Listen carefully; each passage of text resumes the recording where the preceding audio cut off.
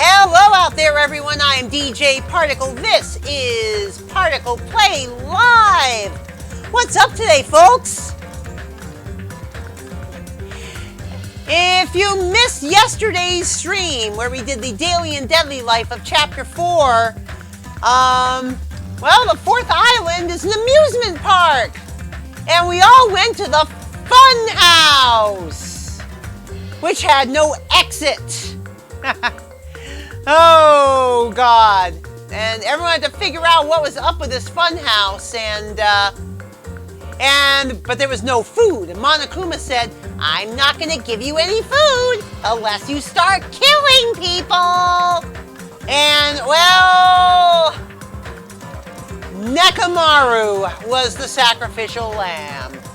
And this was after he had already come back from being seriously injured in the previous chapter by trying to protect by protecting Akane from Monokuma's wrath. Yeah, Nekomaru came back basically as an android for all intents and purposes. Hey, Icy, Drago, Zach, welcome to the stream. And yeah, so someone committed robocide. This is not good. Whoever did it, Bender would slap the shit out of them. Currently trying to lobby and snipe Putz. Oh God, you met up with Putz in League? Oh, funny.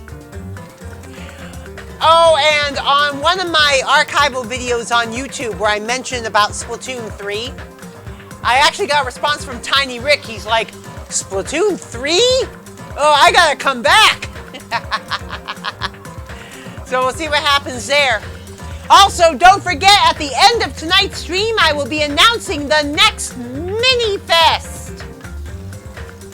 And remember, Gooderist, a couple of days ago, was actually pretty close to what the theme's gonna be. And so, without any further ado, let's find out who killed Nekomaru. It is time for the class trial. It's time for the class trial.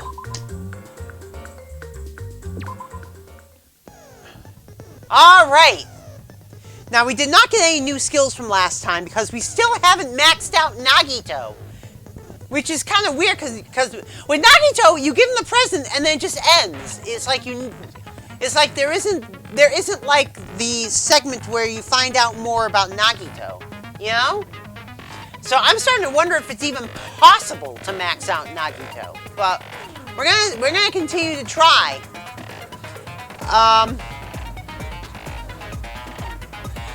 Okay, let's see what we got for truth bullets, folks. All right, we got Monokuma file number 4. We got the wire that was used to bind Nekomaru. We got Nekomaru's goodnight button, his oil on the floor, the tipped over pillar.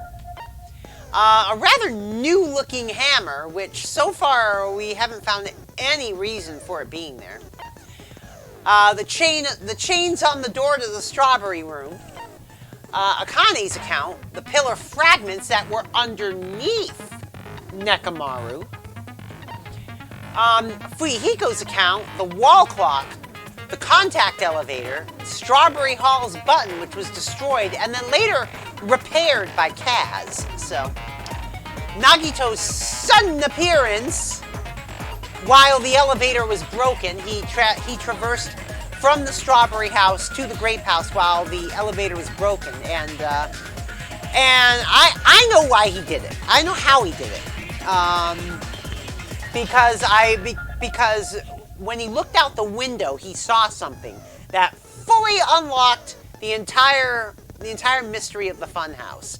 And then it clicked on me. It's like, oh yeah, I remember that now. So, yeah. Kaz's account, the clock's alarm timer, and Nekomaru's radio clock, which was one of those clocks that basically synchronizes to the atomic clock using radio signals in the air, like what happens in real life. And the broken doorknob, and the strange feeling in the tower when you realize that that when we approached from the other, see, the top was, you know, when we approached the crime scene from Grape House. The second was when we approached the crime scene from Strawberry House, but for some reason, everything was situated the same in relation to the main door from the house we were entering from, which is pretty strange indeed. So that's what we got.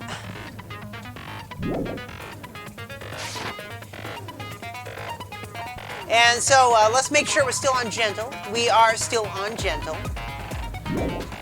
So let's finish preparations and let's get to the trial. All rise! Now then, let's begin with a simple explanation of the class trial. During the class trial, you will present your arguments for who the killer is and vote for who done it. If you vote correctly, then only the blackened will receive punishment. But if you pick the wrong person, I'll punish everyone besides the blackened, and that person will earn the right to leave this island. I'm sure you guys are starving by now, but let's get revved up and raring to go. Whoever survives will be treated to a fancy lunch. Guess what? Rabbit curry is on the menu. Oh, poor Monami! Huh? I'm not the main ingredient, right? I'm here today because Coach Nekomaru risked his life to protect me. I'm gonna be the one who avenges him. I'll definitely find out who the killer is.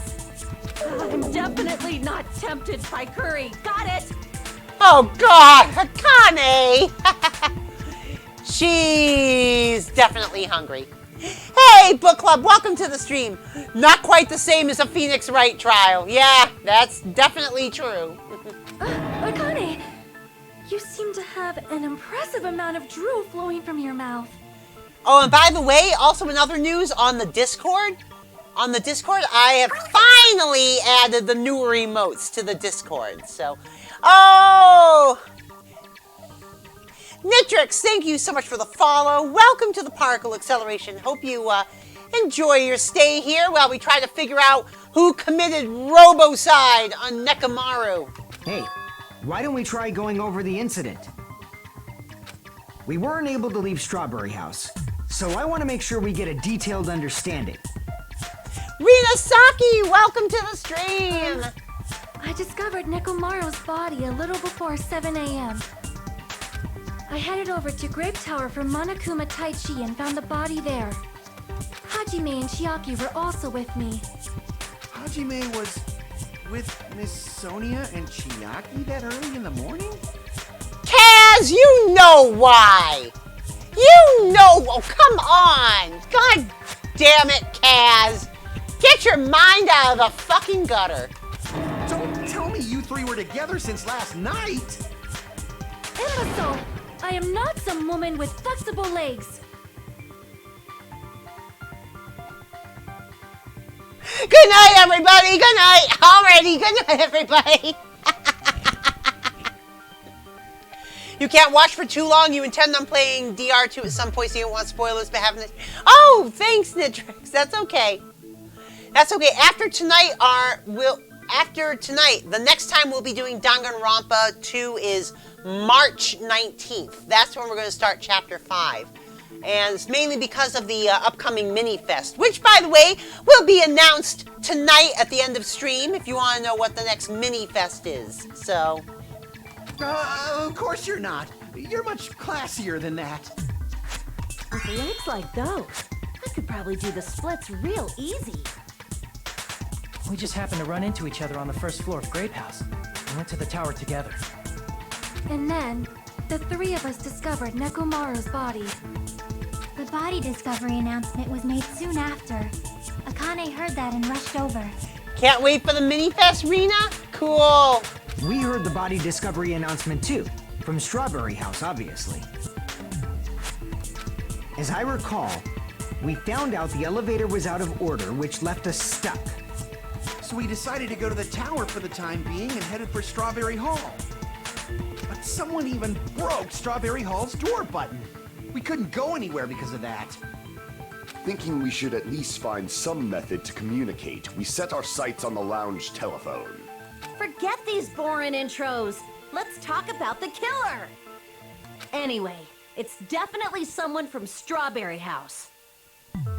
Oh, why are you so sure of that, Akane? What do you mean, definitely? There's no way a chick would kill someone so cruelly. So it must be one of you Strawberry House dudes. One of you better hurry up and confess, or I'll break all of you in half! Jeez! Jeez, Akane! You're the cruelest one here! Now, enough with the lovers' quarrel. We need to think about this seriously. Lovers quarrel? Seriously, Chiaki? Seriously? Come on. We don't have the luxury of discussing irrelevant things. The incident this time has many questions. The incident notwithstanding, I also have many questions. Then let's start with something even Miss Sonia can understand. The weapon. Well, the weapon is obvious, right? What the heck, you guys? The weapon! You can totally tell just by looking. You can tell what the weapon is just by looking? It wouldn't be much of a mystery if that were true. The only thing at the crime scene that looked like a weapon was probably...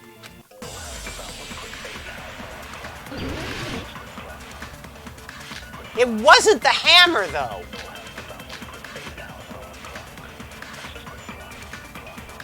It was the pillar. I guess we should figure out the weapon first. Mm-hmm. The weapon was right there at the scene of the crime. Yep. That pillar, huh? Yes! No, the hammer! No! The killer used that hammer No! and beat the crap out of him. What? No!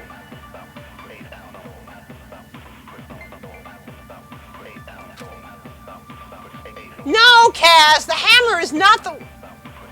But that should have been the blood on the pillar. The fact that there's no blood on the hammer. Damn it! Well, that's a good way to start off the class I trial. guess we should figure out the weapon first. The weapon was right there at the scene of the crime. That pillar, huh? All right, let's see. No, the hammer! The killer used that hammer No. and beat the crap out of him. No. If it was unexpected, I suppose that is possible. That's right. It was a surprise beating. The weapon is decided. No. The hammer in the tower was the weapon. Like he said, it looks like that's the case. But still, the hammer is just too clean. Yes, the hammer is too clean. I guess maybe I gotta use the Figure hammer. out the weapon first. There, oh, there we go. It says The new weapon was looking right there hammer. at the scene of the crime. That pillar, huh? No, the hammer. The killer used that hammer and beat the crap out. No, No, that's wrong. Hey, Woomy, welcome to the stream. No, I can't accept that that hammer was the murder weapon. Why not? Why can't you accept it? A lot of oil was flowing from Nekomaru's body, just like human blood, right? If the hammer was used to beat Nekomaru, you'd expect some oil to be on it at least. Yes. But that hammer was clean. So that's why you can't accept that it's the murder weapon. Well, yeah, but the killer might have wiped off the oil later. No. Why? Yeah. Exactly, Chiaki. Exactly. So, obviously, to make the hammer look like it's not the murder weapon. The hammer is a red fucking herring. Can we just forget about the hammer? The hammer was a red herring, okay? Then why bother cleaning the oil? If they didn't want it to look suspicious, they would have discarded the hammer.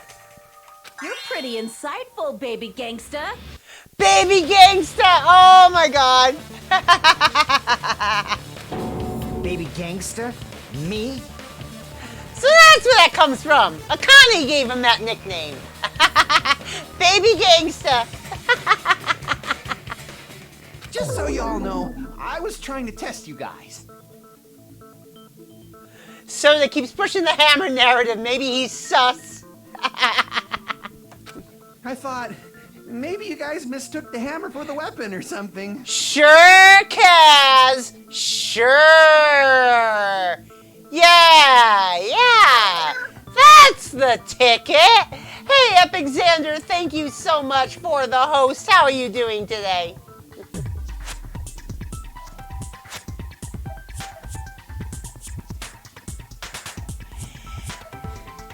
Hey guys, be sure to follow Epic Xander.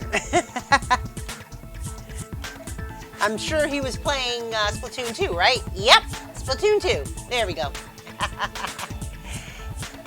You're good? Yeah, we just started this class trial, Xander. Someone committed robocide, and we're gonna find out who it was. It seems that was a waste of time. Then what was the real weapon used to murder Nekomaru?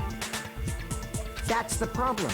There wasn't anything else at the crime scene that looked like a potential weapon. Yes, there was! Then, how about we look at it from a different angle? If it doesn't have oil on it, it's not the weapon. So whatever has oil on it must be the weapon, right? Yep. The actual weapon has oil on it. But if it's something at the crime scene that had oil on it, the broken pillar. I see. The only thing with oil on it is that broken pillar. Then that pillar is the weapon! Coach Nekomaru got clobbered with that pillar! Nobody could withstand a blow from that pillar. Kaz is sus, though. Even if you used 100% of your muscle strength, it would be impossible to wield it as a weapon. Why? We tried to move it, right? Yep, they could not move it. Even Akane couldn't move it. See? Yeah, that pillar was pretty freaking heavy. But there's one dude who could have lifted that pillar. Yeah, Nekomaru himself. Huh? Who are you talking about? Coach Nekomaru's robot body. With that dude's super strength, lifting a pillar would be real easy. So what are you saying, Akane? He lifted the pillar and knocked himself on the head with it? So, he lifted the pillar, and then what? Did he use it to beat himself? You mean Nekomaru killed himself? Don't be stupid. He ain't the type to commit suicide. Then even if Nekomaru could have lifted that pillar, it has nothing to do with the case at all. Yeah. See? Well, I guess you're right. What the heck? But it does bother me a little. That word, suicide. Yes, because if you remember, for a short time yesterday during Chapter 4, we were actually playing as Nagito, trying to get through the final dead room. And for the final test, he basically had to play Russian roulette. Except he upped the difficulty. Instead of having one bullet in the chamber, he only had one bullet out of the chamber. And he was basically relying on his talent as the ultimate lucky student to save him. And of course, it did. And because of that, Monokuma gave him a lot of juicy details that at some point he is going to share with the rest of the group. I will say that. And of course, he's also and of course, some of that information he got was information about what happened in the previous game. That's how he knows about Sakura's suicide. No, that shouldn't matter. There's no way Nekomaru would commit suicide. But that's a problem. If it's not the pillar, then there's no other weapon we can think of. There may be a way to use the pillar as a weapon without lifting it. Huh? For reals? Uh-huh. Yes, for reals. I see. So my gut was right after all. All right, it's up to you, Sonia. Prove that pillar was the murder weapon. Understood. Then I shall If give I it my recall, all. it kind of was and wasn't. In a way. Sonia, here I go! Oh?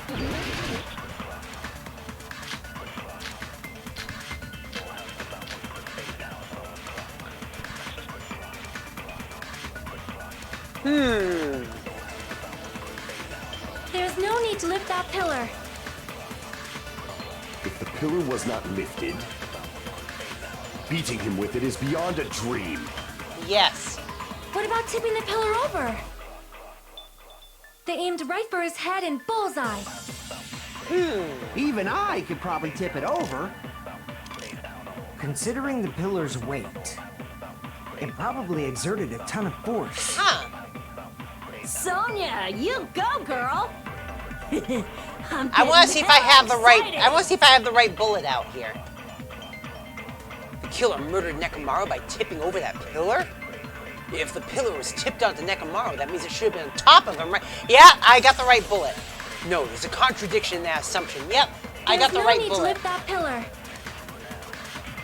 If the pillar was not lifted, beating him with it is beyond a dream. What about tipping the pillar over? No, that's wrong.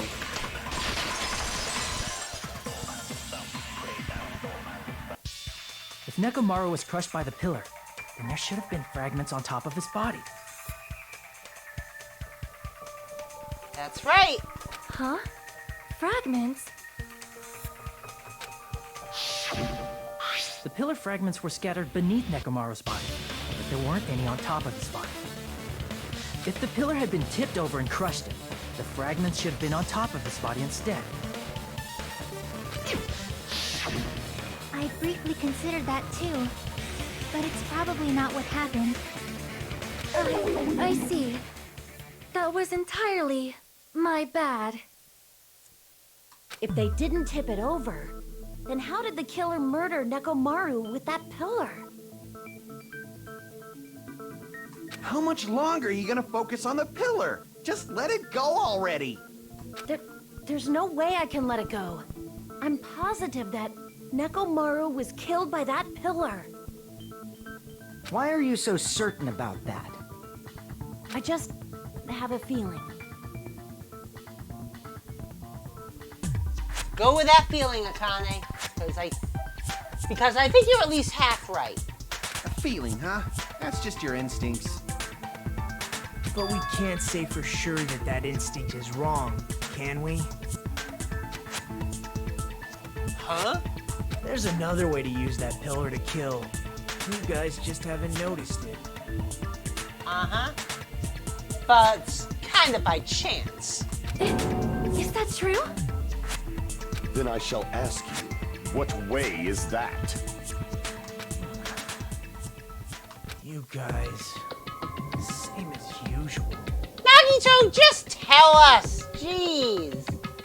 You're unable to clear a path to the future with your own powers, so you just stand there and falter. What a waste of talent. And you all intend to fight the Future Foundation? You make me laugh. What did you say? Regardless, it's not like I want to die with the rest of you. So I guess I should lend a hand. Hey, Nagito, what the hell happened to you? How come you're not talking like a lunatic anymore? Yeah, because he found some shit out, that's why. Yeah, spill the I've beans, learned a Nagito. valuable lesson. Ignorance is by far the greatest shame. What do you mean? Who cares? Just tell us how the pillar was used to kill. Well, first of all, the pillar itself is not enough. but when combined with a specific item, there's a way it could be possible. A specific item? Of course, the ultimate weapon. Oh god, you gonna bring that up again? Ultimate weapon? Isn't that a thing you get when you clear the final dead room? So, Nagito knows what the ultimate weapon is? Of course I know, but I'm pretty sure everyone else has seen it, you know?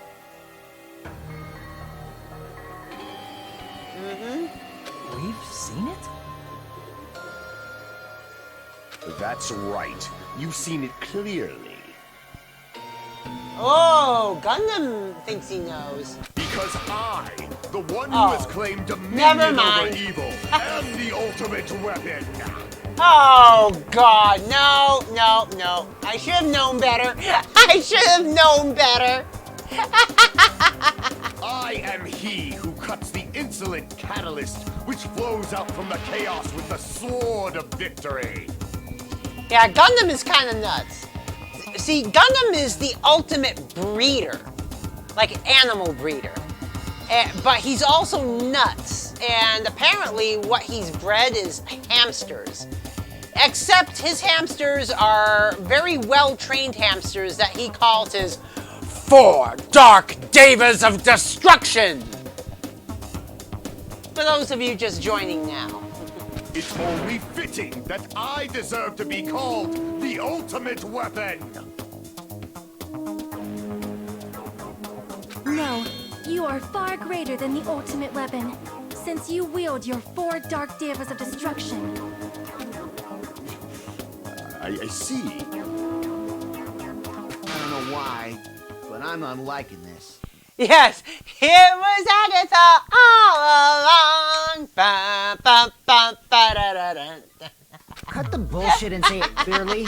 What is the ultimate weapon? In order to clarify that, we first need to solve And you know the what's funny? secret of I've the never even funhouse. watched WandaVision.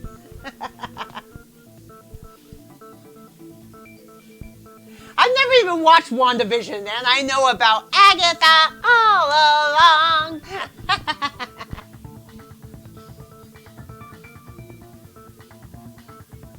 Huh? The secret of the funhouse? I know, but I need to get Disney Plus to watch it. And I've been thinking about getting Disney Plus. Disney Plus actually, you know, being Disney, you know, it's got a lot of great movies on it.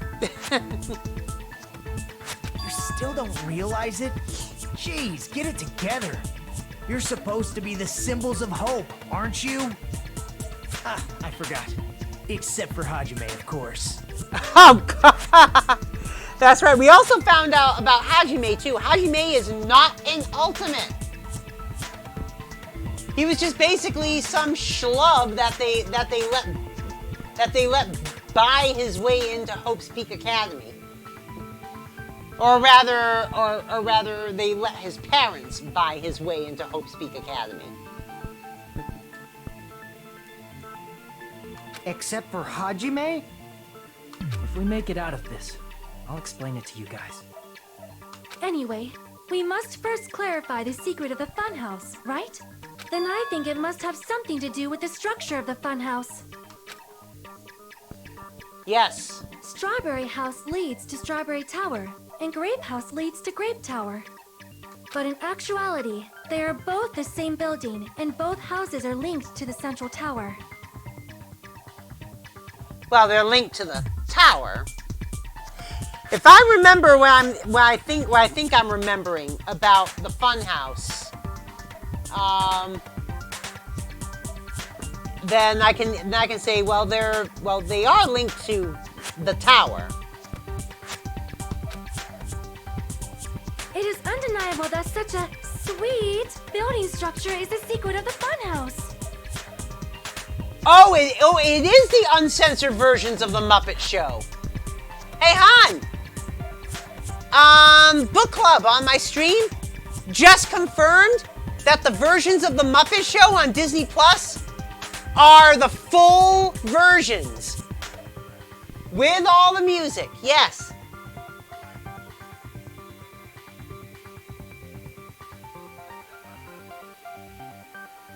Man, not only does that make perfect sense, but Miss Sonia's beautiful voice is just so soothing. God damn it, Kaz!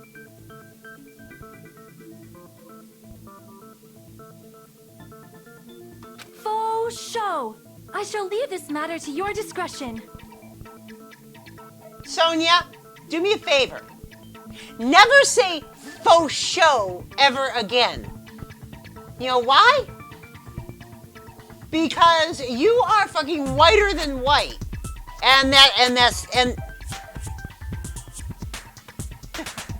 you are fucking whiter than white. She's a European princess.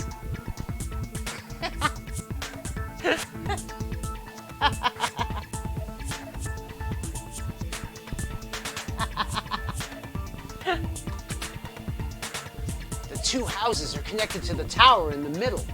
I thought that at first too, but I ended up finding proof that completely contradicts that. You did, huh? You found proof that contradicts that. Oh, what is it? What is it? The strange feeling in the tower. In truth, Strawberry Tower and Grape Tower are actually the exact same place. So that's the secret of the funhouse. Is that really it? Let me see. It's weird to say they're both the same place. I mean, the walls are different colors. No. Oh, I did not mean to fire it at that. Damn it. Damn it! Okay. I did not mean to fire it at that. Strawberry Tower and Grape Tower are actually the exact same place. So that's the secret of the funhouse. Is that really it? All right, I gotta listen to the whole thing. It's weird to say they're both the same place. I mean, the walls are different colors. And the designs on the floor are also different. We've That's already true. settled this problem. Give it 10 years before you argue with Miss Sonia. Oh, I guess that's not the right bullet. This whole time we've been thinking the two towers in the same building, but if that's the case, there's something it wouldn't explain. In truth, Strawberry Tower and Really? Grape Tower are actually the exact. Oh, I guess that was the right one.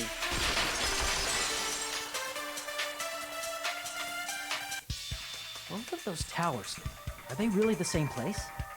And that's the thing, as I was saying before, because most of the characters in Danganronpa are Asian.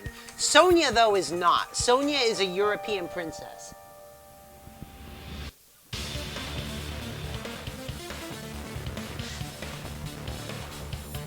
Why are you asking that now? Do you harbor a grudge because my kingdom destroyed your homeland? What? Wait, what?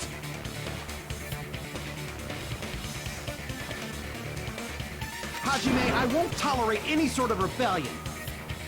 I mean, doesn't it seem strange? When we went to Grape Tower from Grape Hall, Nekomaru's body was in front of the door to Strawberry Hall.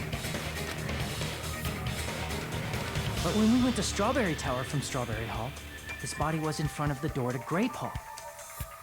Mm-hmm.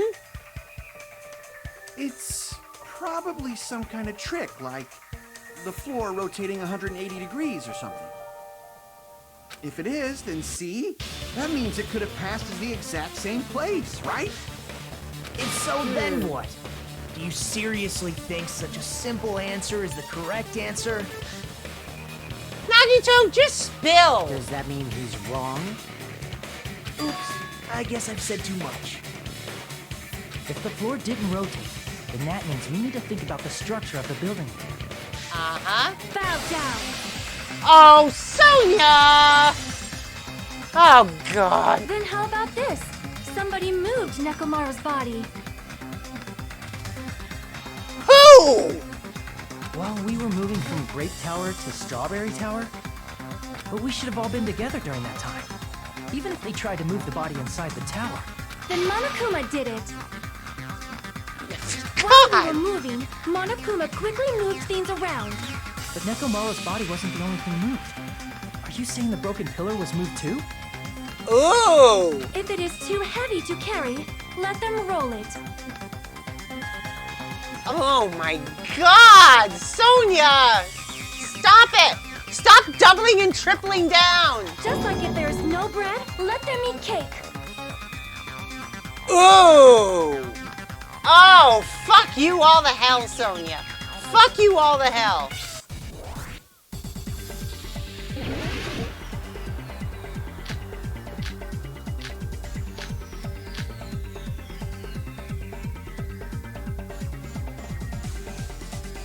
There are many different ways.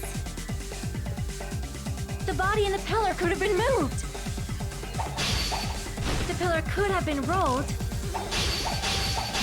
And Nekomaru could have been moved piece by piece. I decree it was Monokuma's doing.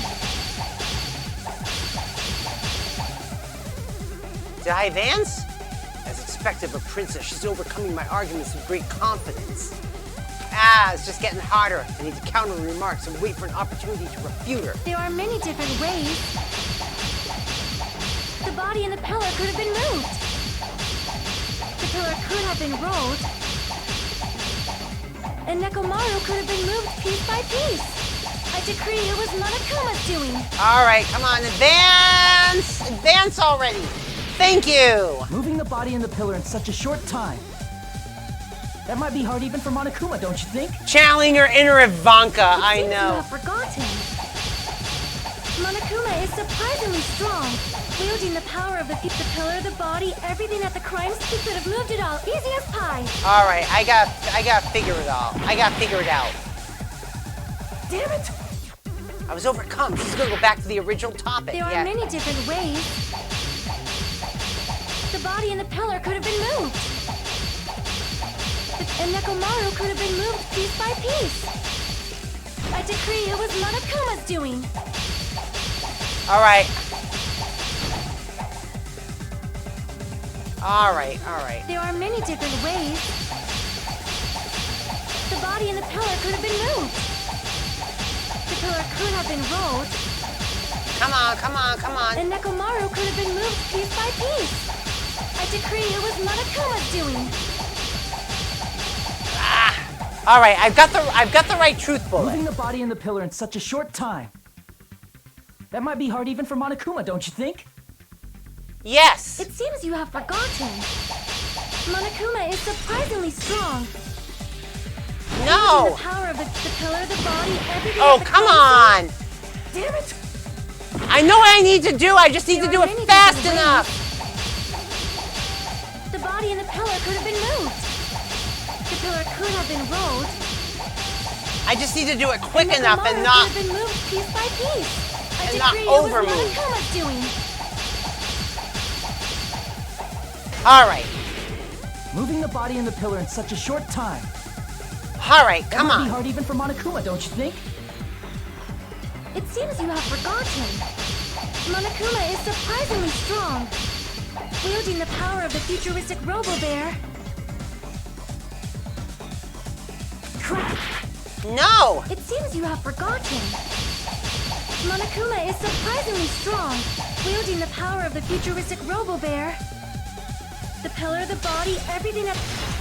There we go. Cut through your words. You can't move the oil. Moving the body and pillar is possible, but it would have been impossible to move the oil on the floor. When the position of Nekomaru's body and the pillar changed, the oil surrounding his body moved too. Physically moving all of the oil like that is simply not possible, no matter how you look at it. That's true. Then it's impossible to think it was moved. Ah, Sonia. I am terribly sorry. I cannot believe I got so fired up. Yeah, for those of you who don't know, who missed my explanation back when I was back during chapter 1, Sonia Nevermind is a double layered pun. Because she is, because first off, she's a princess, right? She's a princess. Nevermind was one of the oh, what's the word I'm looking for?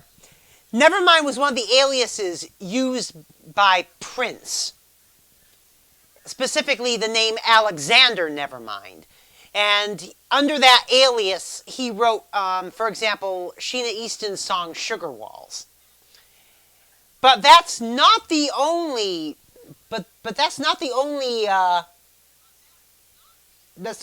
pun. The other layer of the pun has to do with Nirvana. Her last name is Nevermind. The name of her country is Nova Selic.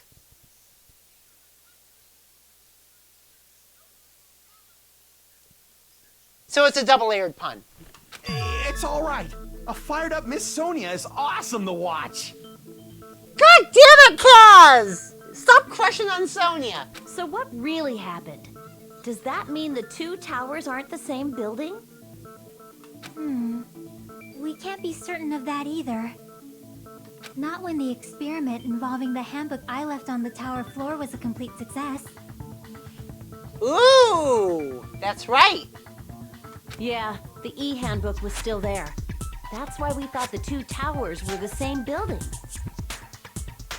Well, the thing is, it's not just that. It's the fact that the E-handbook was also situated the same way. If they're not the same building or two different buildings, then what are they?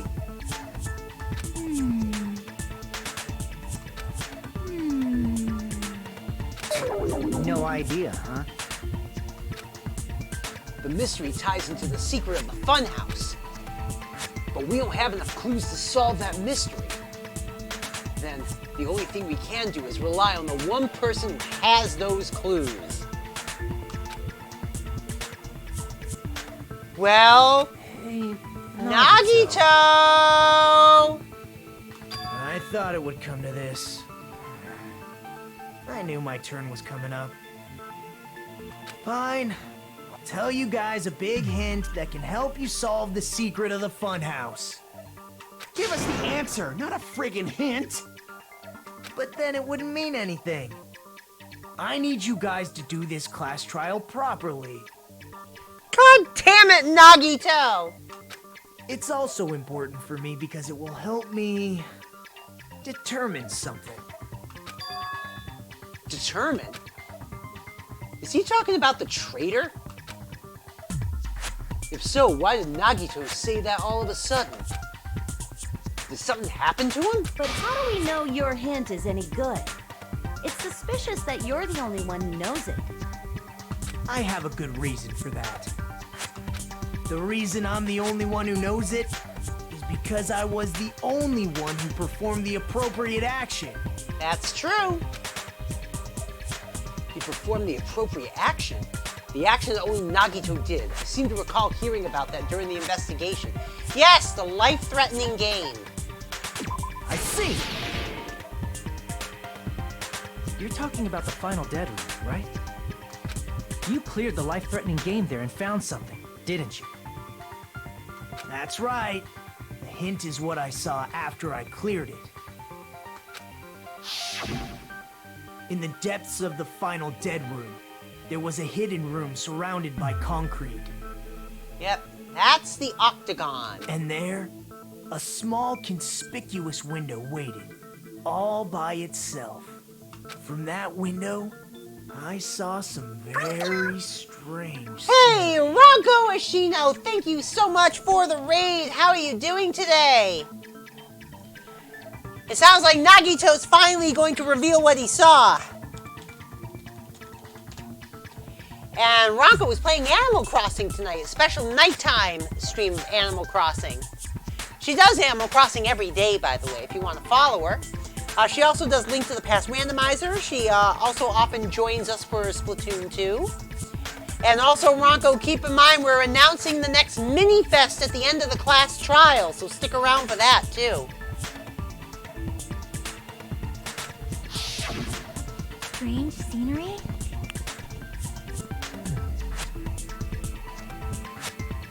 Instead of explaining it, It might be faster just to show. Yes! The next mini-fest is being announced at the end of this stream. At an opportune time, I found a perfect camera in the final dead room. Wait! Oh, yes! That's right! Nagito had a camera with him, with batteries. You took a picture? Yep. Nagito grinned creepily as he retrieved a small digital camera from his inner pocket. That's right, we found that camera in the final dead room. See? This is it. And as he said that, he showed us a peculiar picture. Let me explain it to you again. I took this picture on the first floor of Strawberry House, from the secret room within the final dead room. Uh-huh.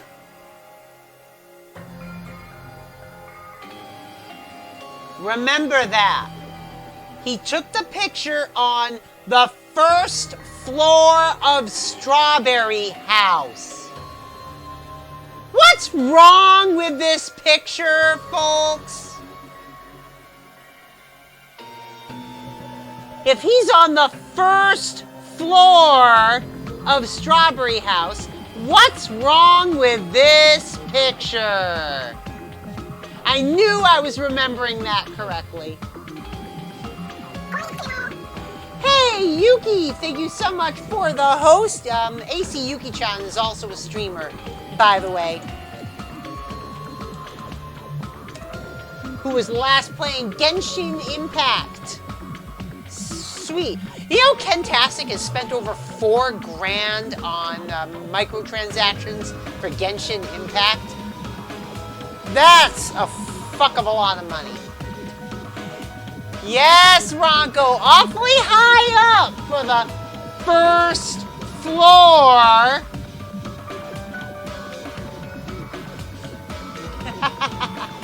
But don't you think it's weird?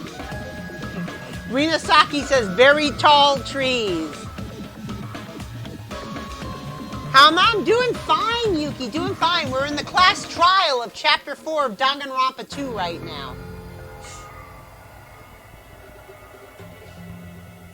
If the funhouse's structure is what you guys have been thinking, then there's lots of things that don't make sense in this picture, right? That's right. Lots of things that shouldn't make sense in this picture. Then let's begin. Shall I call it thinking time? Oh, God. Please don't make this Hangman's Gambit. What doesn't make sense in this picture? Spot the selection.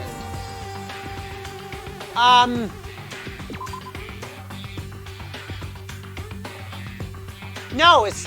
Oh, wait a minute. What? No, it's only one town. Which means it's... Crap! Oh, God. The trees. Here! Yes! I was thinking the fact that These it are wasn't photos actually the taken from first the hidden room floor. inside the final dead room, right? If that's the case, then that means it should have been taken from the first floor of Strawberry House. You're helping your boyfriend rank up in Genshin. You also treat Genshin as a free-to-play game. You don't spend much money on the game itself. Yeah, I know. Yeah, it should have been. Then, this is definitely strange. This photo doesn't look like it was taken from the first floor. The angle suggests it was taken from higher up. Uh-huh. I see. And is that it? Nagito said there's lots of things that don't make sense in this photo, which means there's other contradictions contained in it. What doesn't make sense in this picture? But the fact that there's nothing else on the other side. Here! The fact that there's nothing else on the other side of the The tower, structure of of the course. funhouse is what we thought it was. Grape House and Strawberry House should link to the tower in the middle. Which means, if you're viewing the tower from Strawberry House, you should see Grape House behind it. But you can't! But in this photo, I don't see anything behind the tower. No shadow, no shape, no grape house at all. That's right. Good call. In summary, this is the truth contained in this photo. The first floor of Strawberry House is located in a high area, and Grape House is not behind the tower. Yep, that's right. It's not? Are you saying that Grape House is merely an illusion spell cast by Monokuma's cursed eye? Gundam, shut up. From this point on, do your own thinking.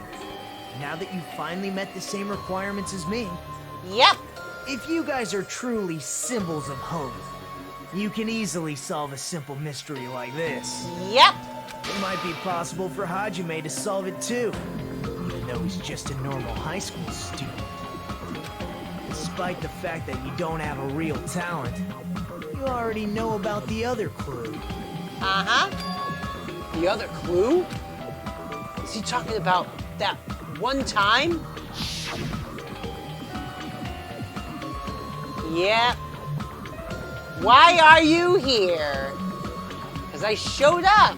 You showed up. How'd you come here? No, he did not Referring to teleport. when you suddenly appeared on the second floor of Grape House, right? I'm asking you just to be safe. At the time, where do you think I came from? The top floor, right? Ah. Such sharp eyes. So you realized it already. Top floor. So the third floor? But the Monokuma archive should be the only room on the third floor of Grape House. What does it mean? Was that thing just now another hint of figuring out the mystery behind the funhouse's structure? The reason Nagito appeared from the third floor. Using the photo we took, I might be able to find the answer if I just think about it. All right, let's do this. Oh, God. Logic dive. Oh, man. Here we go.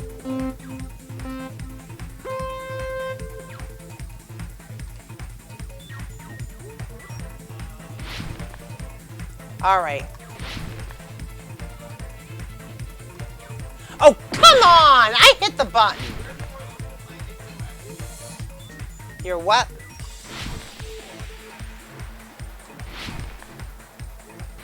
Oh.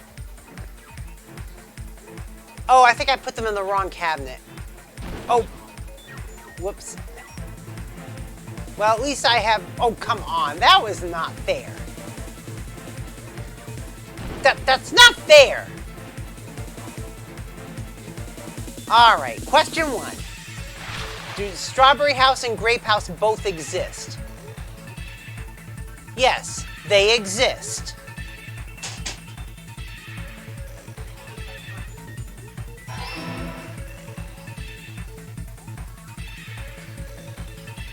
Oh. Well, at least I have plenty of time.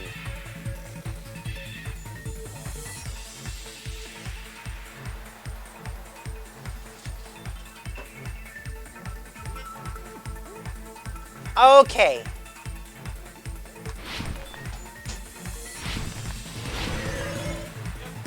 All right, question 2.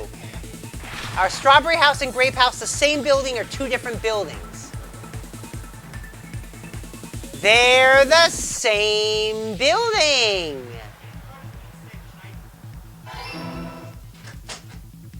Yes, they're the same building, folks.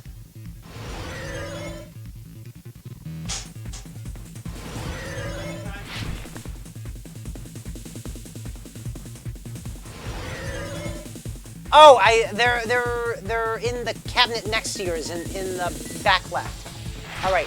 How are Strawberry House and Grape House positioned with each other? Vertically. And that's the secret of the funhouse, folks. That's the secret of the funhouse, folks. They're stacked on top of each other. It's a 6-floor building. They're stacked on top of each other, folks. It's all coming together. Mm-hmm.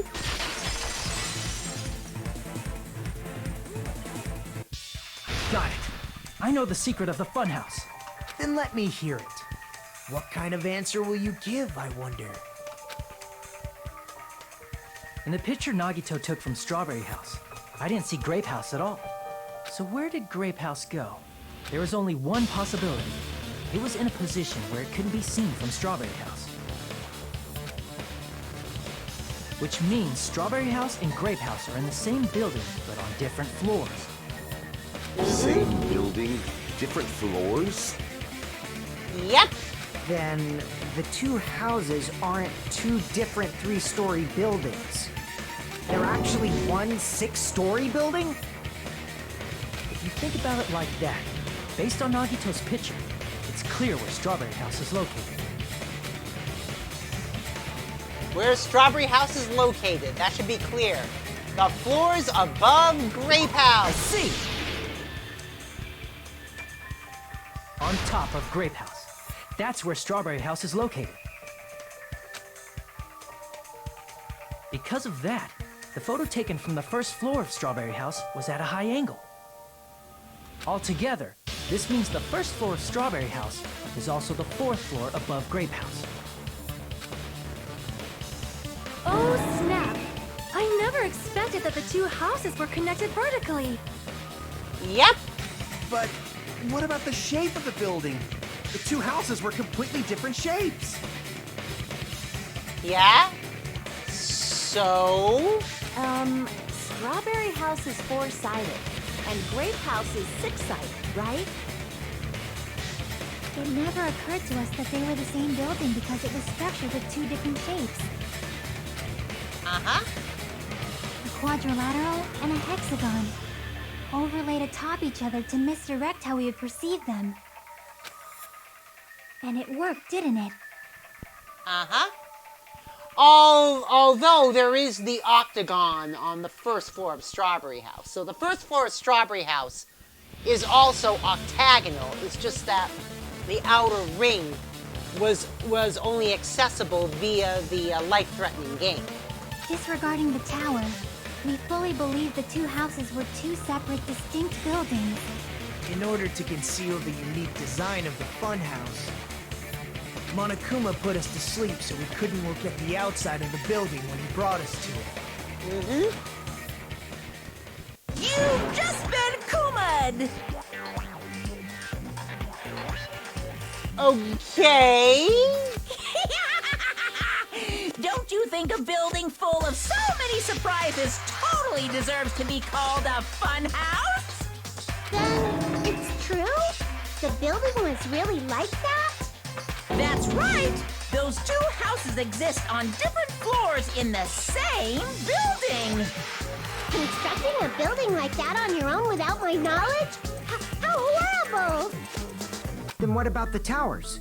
Are they arranged vertically just like the houses? Fuyuhiko, use your brain. Use your brain, dude. It's still the same tower. Yeah, Strawberry Tower and Grape Tower should have also been different floors inside the same building. Just like Strawberry House was on top of Grape House. Uh-huh. Strawberry Tower was also on top of Grape Tower. However, if they're different floors within the same building, why was Nekomaru's body in both places? Now that's easy. Now that's easy. And it's so easy, I'll just tell you. It's because the floor of the tower is also an elevator. Aw, your precious hammies don't know? But it's so simple. Alrighty then. I'll be the one who solves this mystery in a flash. Please watch me, Miss Sonia. Oh, It is I that see. simple. Do it at Do whatever you Definitely like. make her watch me. I'm gonna stand out till she notices me. Jeez. Make your argument.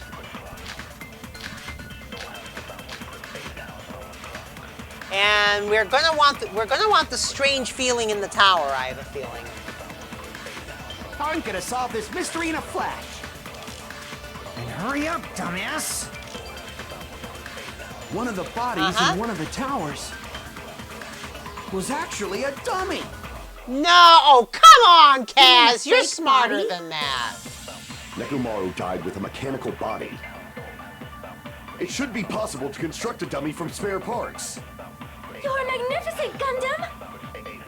You've gotta be Fair, you totally kidding stole my me! spotlight. So which one was a fake body? Neither! Shut up. Just pick one of them. Oh, come on! You guys, it's so stupid. A dummy of Nekomaru's body existed? Does that mean the killer prepared it in advance? But is something like that even possible? I mean, the disassembled body parts didn't look like they moved at all. I'm gonna solve this mystery in a flash. And hurry up, dumbass! One of the bodies in one of the towers was actually a dummy. No. You mean a fake body? Nekomaru died with a mechanical body. It should be possible to construct a dummy from spare parts. You're magnificent, Gundam! No fair. You totally stole my spotlight. Oh, man. You gotta be So which swing one was me. the I fake know, body? Rocco. I know. Shut up. Just pick one of them. No.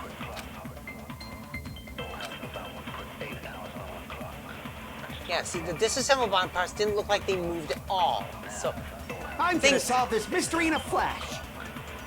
And hurry up, dumbass! One of the bodies in one of the towers was actually a dummy. no? Oh, come on. Damn it! I'm gonna solve this mystery in a flash. And hurry up, dumbass! One of the bodies was actually a dummy. You mean a fake bot? Nekomaru died with a mechanical body. No?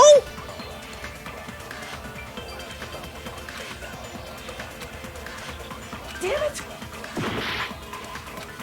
Then it's not that I'm bullet gonna then. solve this mystery in a flash. And hurry up, dumbass! One of the bodies in one of the towers was actually a dummy. You mean a fake body? Nekomaru died with a mechanical body. Oh, come on. Damn it! I'm gonna solve this mystery in a flash. And hurry up, dumbass! One of the bodies in one of the towers was actually a dummy. There we No, go. that's wrong. Gentle mode's actually harder in this game. Nekomaru's body wasn't a dummy. That can be proven by Kazuichi's account. That's true. Me? Yep. Remember? When we moved from Grape Tower to Strawberry Tower, we thought the body had moved. And that's when you said, The parts I carefully arranged when I disassembled the body all moved too.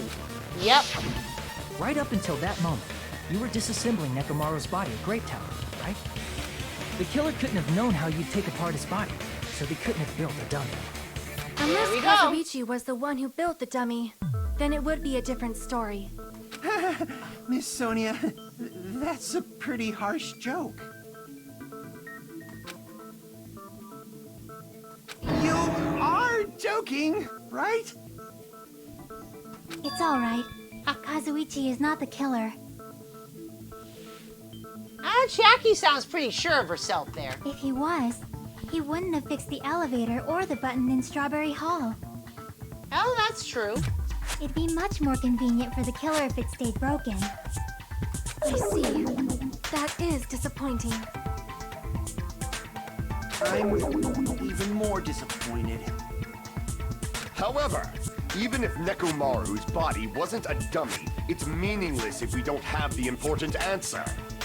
The reason Nekomaru's body was in both towers even though it was supposed to be on different floors. Maybe it was simply moved? The body moved to a different floor? No. You can't think of a device like that? A device that moves things to different floors in the same building? Yeah, I mean, come on. A device like that? Remember when we entered the funhouse from one side? How we couldn't enter it from the other? That device is just like that. If you enter it from a specific place, you can't enter it from the other. Yes, it's called an elevator. A device that transports things to different floors in the same building. Oh, come on, Hajime, do you really have to think about that? And just like the tower, if you enter it from a specific place, you can't enter it from the other. I feel like I've seen that before. Hajime, come on! It's easy! Alright, let's do this. Oh no, it's Hangman's Gambit, isn't it? Fuck, I hate Hangman's Gambit in this game.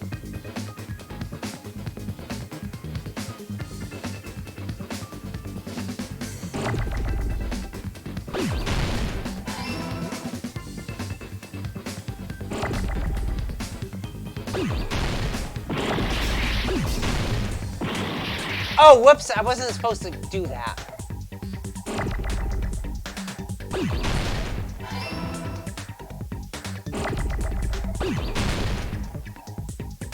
What the hell?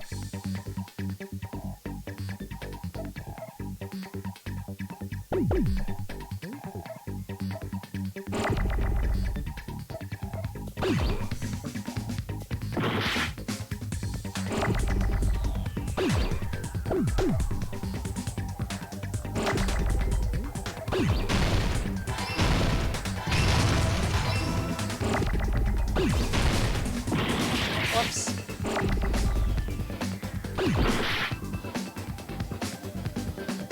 Oh, come on, where's T?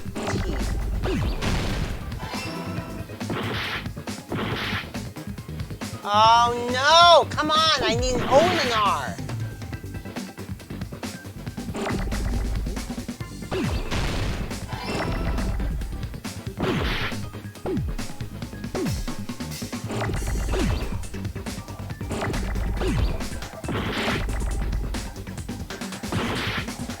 Ah, crap. There.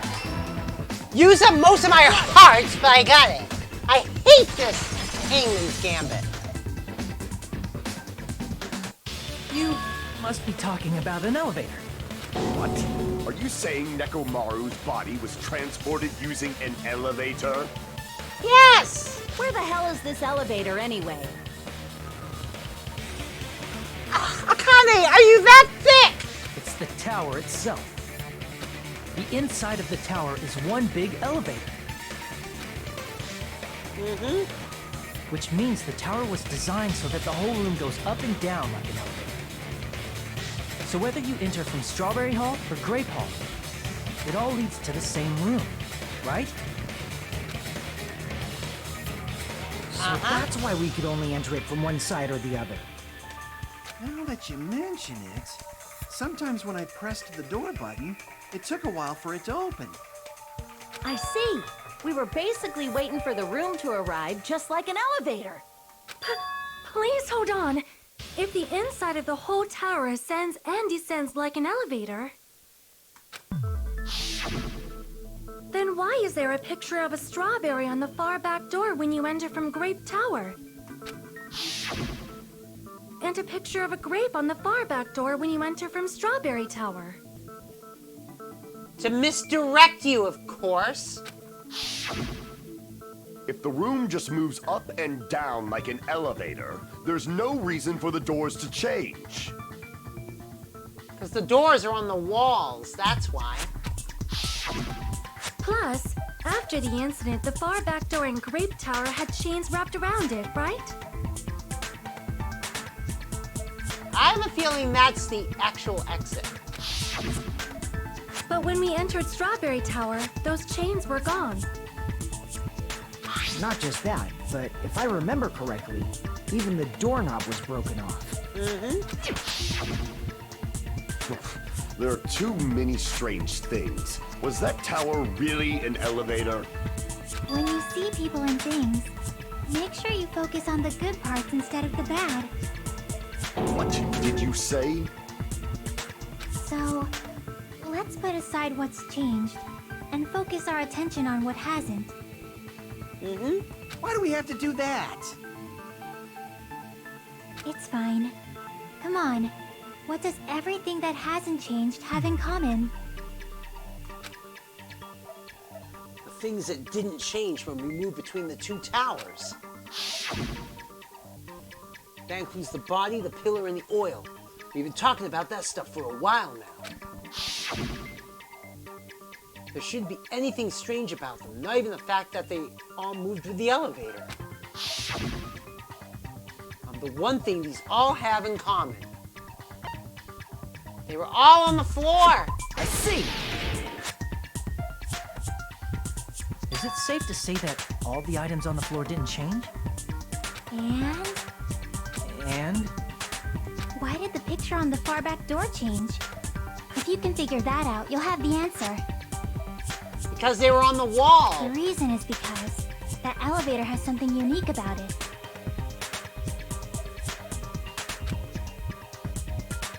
Something unique about that elevator?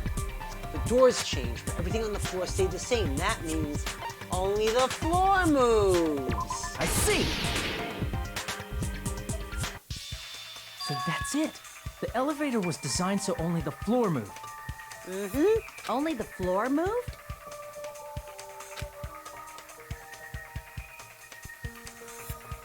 Which means the whole room wasn't an elevator, only the floor was. That's why we saw different doors in each tower. Which means on the first floor of Grape Tower, the door on the far back wall had a strawberry design. And on the fourth floor, which was Strawberry Tower, a different door on the far back wall had a grape design. Yep! Then, where do the different floors lead?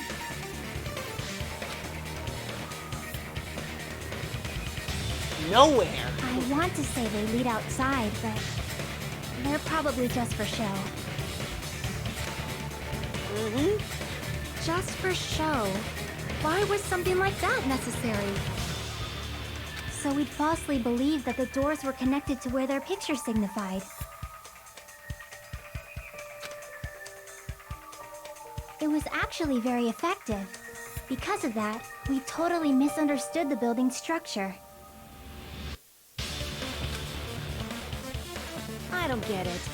But I guess it means whoever designed this building had a totally twisted personality. Yeah. Did you hear that, mon ami? Oh?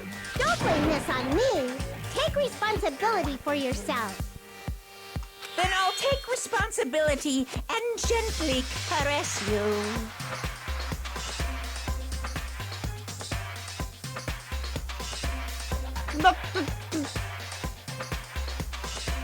Good night, everybody. Good night. Good night. Good night, everybody. Oh, God. Monokuma, gee, you two. Why are you swooning, Monami? You hate Monokuma. Wait, there's no way that's gonna happen. Oh, Stop okay. with the tasteless jokes. Phew. By the way, what does the chain on the far back door in Grape Tower mean? It was probably wrapped there by the killer to keep us as far from Strawberry Tower as possible. Why? Because of that chain. You guys thought you couldn't enter there, right?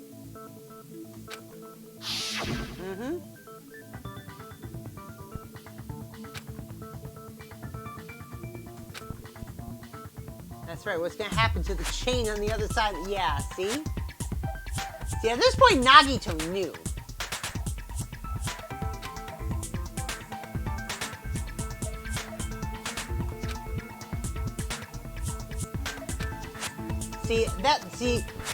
That was after Nagito saw what was outside the window. The killer destroyed the Strawberry Hall button, so we'd stay away from Strawberry Tower. everything was done to tamper with Hey, the evidence, so we wouldn't Nagito find out Love, about thanks the for the secret of follow. the funhouse. Welcome to the Particle Acceleration. What's up?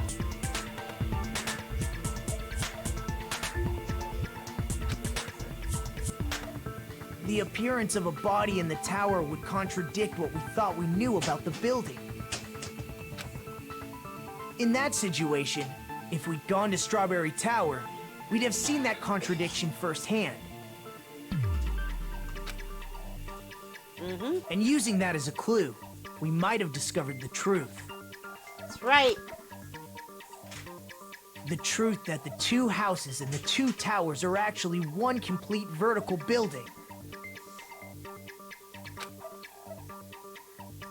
The killer wanted to keep us from learning that.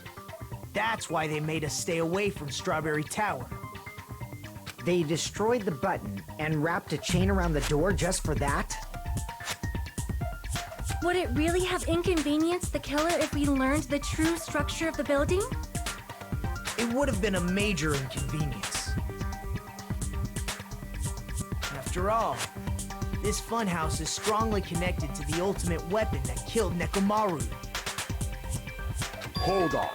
You're progressing much too quickly. There's still a contradiction concerning the building structure. Oh? What a pain. It's fine already. Gundam, please proceed. You said earlier that Strawberry House and Grape House are connected vertically, right? If so, how does the contact elevator supposedly transport us from one house to the other? I see. Now that you mention it, I completely forgot about that matter. If that elevator moves vertically, then when your back is facing the elevator, both towers should be on the same side. But they're not. But does this reflect reality? Inside Grape House, Grape Hall is on your right when your back is to the elevator. And inside Strawberry House, Strawberry Hall is on your left when your back is to the elevator. Well, this was actually kind of easy too, because there's something Monokuma said. Which means the houses are on exact opposite sides of the tower. Nope. Answer me, fiend! What does this mean? What does this mean? I agree. What does this mean? If the two houses are connected vertically, the position of the tower should be the same in both houses. But in fact, when my back was facing the elevator in Grape House, the tower was on my right. And when my back was facing the elevator in Strawberry House, the tower was on my left. How can I break through this contradiction? All right. Kazuichi's account. That's what we're using, folks. The two houses are connected vertically. The elevator should move. Vertically, not horizontally. Right there. No, that's wrong. That's wrong.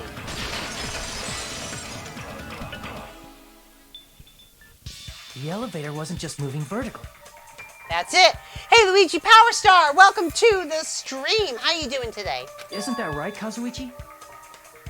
Huh? Me? Yes, you, Kaz, you. Come on. You used the elevator while you were holding that compass Nagito gave you, right? Ah, that. Yeah, it was pretty strange. From start to finish, somehow the compass needle rotated 180 degrees. Yep. Rotated 180 degrees. What's up, Luigi? We're trying to figure out who committed robocide. Meaning, as the elevator moved between the two houses, it also rotated 180 degrees. Yep. What happened, hon?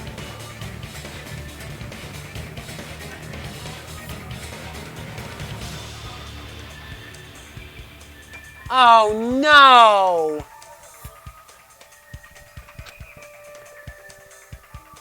It was probably following the building's perimeter as it rotated to the other side. Uh-huh. Which means the exit would be on the opposite side once you arrived at the other house, right?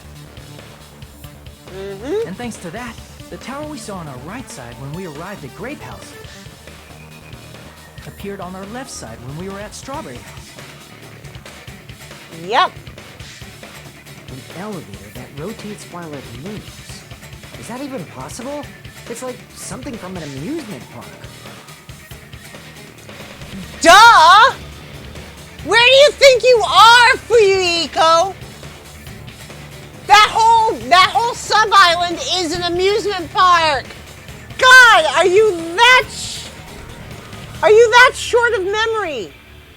I mean, yeah, I know you lost all your school memories, but I mean, come on. Well, a funhouse is an amusement park attraction, you know. Yeah, well, you have to have Monokuma explain it to you. That's pretty bad. And since the building doesn't really need to be structurally practical, it makes for some splendid fun. That's not splendid at all. You're inhuman. You say I'm inhuman, but I'm just a bear. So I was never human to begin with. I'm different from these lowly humans. So we're done with the secret of the funhouse, right? Then let's start talking about the important stuff. Yes. What's the ultimate weapon that killed Nekomaru? And how'd they combine it with the pillar? Huh? You still don't know what the ultimate weapon is yet? It's what I found at the Octagon, you know. What is the Octagon? I haven't heard about that yet. Oh my... I can't believe I have to explain that now. As long as you know what an Octagon means, you can solve this simple mystery easily. What?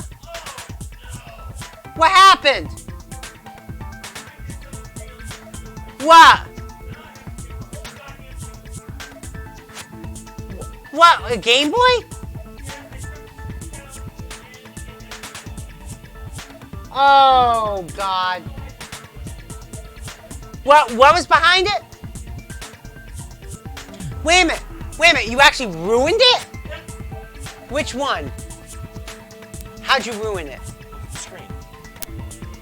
Oh, no. Yes. You ruined the screen. Not the Game Boy itself. Oh, jeez.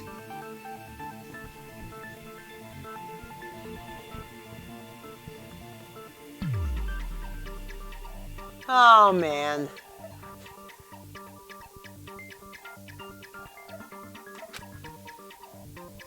What an octagon means, huh? Yeah, you know god damn!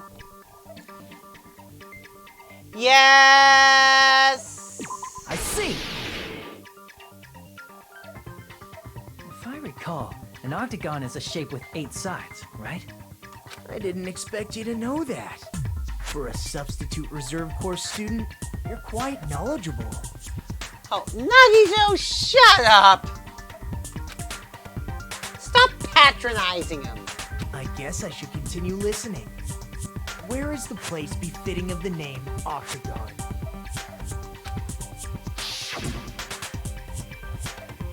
The place befitting of the name Octagon. Grape House is 6-sided, Strawberry House is 4-sided. Neither of them are 8-sided. But when you combine those places, a certain place would become 8-sided.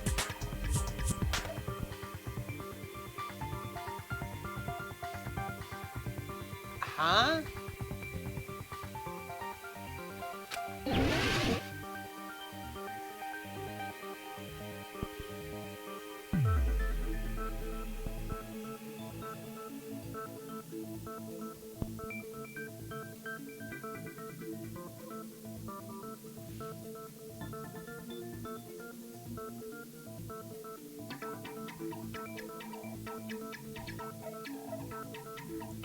Wait, what?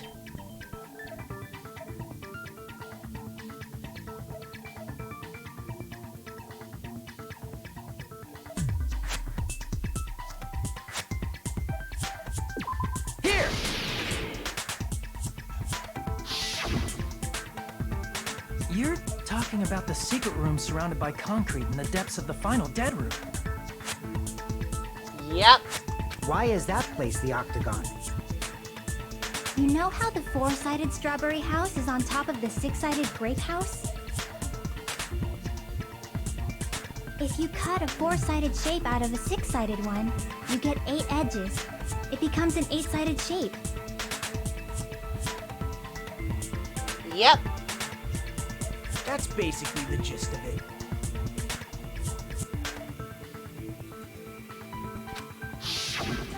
The true identity of the octagon is that secret room in the depths of the final dead room. In actuality, that place contained various weapons. Then the ultimate weapon was there too? That's a little different. I learned the true identity of the ultimate weapon at the octagon. Pretty much. Learned?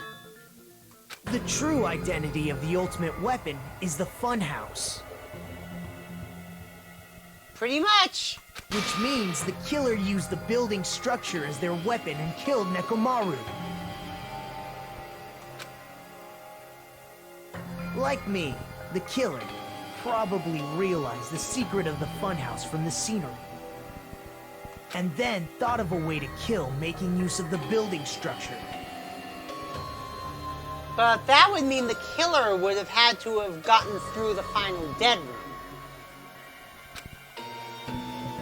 The funhouse itself is the weapon, so they killed using the building structure? That's why the killer tried to keep us from learning the mystery of the building. But more importantly, using the building itself as a weapon? Such a spectacular crime. That's kind of why I said that that the killer kind of was and wasn't the weapon. It truly deserves to be called the ultimate weapon.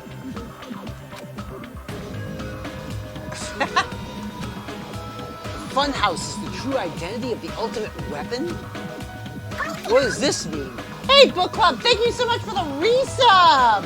12 months, that's an entire year, folks.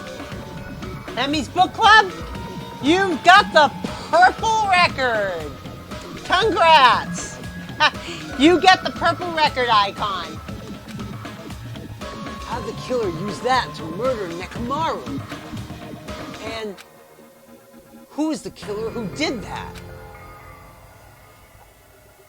Oh, God, it's intermission time.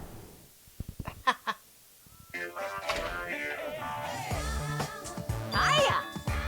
Why, hello there. I thought of a new bad word to call Monami. What? I can already tell I won't be pleased by this. Then let me say it right away. Hee I'm already used to insults and slander. There's no way I'll get hurt by a mere word. Monami is a serious Stefatly. That's much more straightforward than I expected. Stefatly. Huh? Tisk. That's not it. That's not it at all. Stupid, fat, and ugly. The perfect jet stream attack incorporating all three of these would be... Ta-da! Stefatly. What? There's a fat hidden in there? Okay, everyone, all together now. Monami is a serious Stefatly.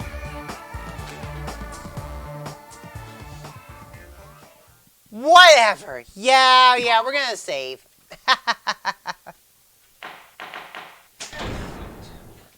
Well, but you got it. Hello. I hope your day is well.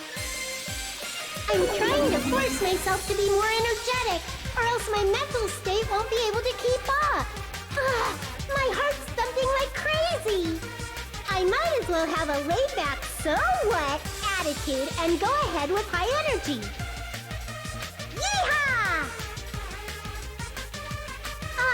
But be careful that your batteries don't run out for various reasons. And just like I say each time, don't forget to save frequently.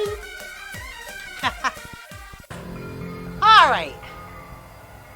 Now back to our regularly scheduled class trial. I never expected the funhouse itself to be the ultimate weapon. Oh well, let's just press on ahead. Is it really alright to accept a situation so easily? Sure, why not? I mean, that's not what's important.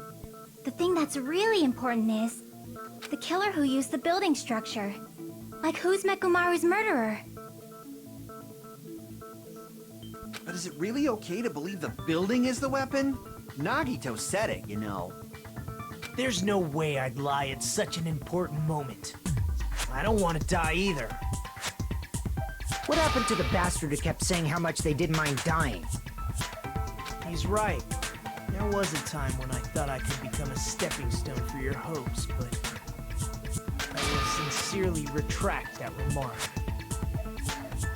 Retract? I'm disappointed too, you know. If this was a murder for the sake of hope, I'd happily sacrifice myself. You say such falsehoods, per usual. There is no such thing as murder for the sake of hope. Murder is simply murder. Forcibly sacrificing others for one's own desires. Even one as diabolical as I would avoid such actions. Oh, jeez. I see. It's fine. Let's just leave him alone and find out who killed Coach Nekomaru as fast as we can. Just so you know, it's not like I'm getting hungry or anything, you know. Yeah, you are. Kai, you were drooling waterfalls? Nagito, as usual, I can't tell what he's thinking. I have no idea if he's serious or not. Anyway, if the killer used the building structure, why don't we think about how they used it? How they killed Nekomaru. It might be better if we clarify the cause of death first, don't you think? Nekomaru's cause of death, huh? He was horribly damaged, as if he was beaten senseless with a blunt object. But if he was beaten with a blunt object, it wouldn't be a kill that utilized the building's structure. So what was Nekomaru's cause of death that also utilized the building's structure? He fell! That's it. I think he might have died from falling. Died from falling? Yep. No, we're not back to the hammer. If the funhouse's secret is that it's a structure where both towers and houses are vertically connected, then the killer made use of its height and caused Nekomaru to die from falling. Are you saying they pushed him off? Where'd they push him off from? That I don't know yet. Don't just make things up when you don't know the method. Where in that building would you even be able to push someone off in the first place? It might be possible in the tower. You could push him off the 4th floor when the elevator is on the 1st floor. Well, keep in mind that the strawberry button was broken. Did you forget how the elevator functions? When it's on the 1st floor, the door on the 4th floor won't open. Saying he died from falling is truly incorrect. You should burn in the flames of hell. But my gut is going crazy right now. Nekomaru died from falling. Where the killer shoved Nekomaru from? If I'm gonna reach the truth behind this incident, I need to solve that mystery next. Oh god, is this logic dive? No, it's not. Okay. Alright, good night button, contact elevator, clock's not getting the broken doorknob. We're gonna go with a broken doorknob. When the elevator is on the 1st floor, you can't go through the door on the 4th floor. It'd be impossible to shove off the victim from up there. Oh, whoops. How about this? After Okay. locking Nekomaru inside the elevator, they moved the elevator from the 4th floor to the 1st floor and made use of the drop. Hold on, did you forget the elevator has a sensor? As long as there's a moving object inside, the other door won't open. Which means the elevator wouldn't have moved either. That must be the threshold of that elevator. Okay, so I guess it's not the broken doorknob. A difference in elevation is required to make the victim die from falling. In order to create that difference, according to Shaki, Nekomaru was locked inside the tower and moved from the 4th floor to the 1st floor. That wouldn't have worked on any of us, but in Nekomaru's case, that would have been possible. Okay, so I do need the good night elevator is on button. the 1st floor. You can't go through the door on the 4th floor. It'd be impossible to shove off the victim from up there. No? Damn it! Oh my god. When the elevator is on the 1st floor, you can't go through the door on the 4th floor. It'd be impossible to shove off the victim from up there. Then, how about this? After locking Nekomaru inside the elevator, they moved the elevator from the 4th floor to the 1st floor and made use of the drop. Hold on, did you forget the elevator has a sensor? As long as there's a moving object inside, the other door won't open. Ah, damn it. Which means the elevator wouldn't have moved either. That must be the threshold of that elevator. Alright. Alright, I know which one I Elevator's need. up. You can't go through the door. It'd be impossible. Then, after locking they moved the elevator and made use of the drop. Hold on, did you forget the elevator has a... As long as there's a moving object. There. No, that's wrong. There we go. Defenestration, no. That sensor should only work if something is moving. If Nekomaru wasn't moving inside, the elevator sensor wouldn't have detected anything. Could it be his sleep mode? Yep. When Nekomaru's goodnight button is pressed, all of his functions shut down, and he enters sleep mode. Death by elevator shaft. That's how Diana Muldaur's character met her end on LA Law. Yeah, I remember that. If he's in sleep mode, the elevator sensor wouldn't have noticed him, right? I see. So that's how... However, even if they moved the elevator in that manner, Nekomaru would have just moved along with it. There would have been no drop for him to fall and die from. Yes. That's what I was about to explain before Kazuichi interrupted. Silence, pest! Now you're calling me a pest? Oh, jeez. A way to create the drop inside the elevator while Nekomaru was still in it. Chiaki seems to have an idea, but what way could that be?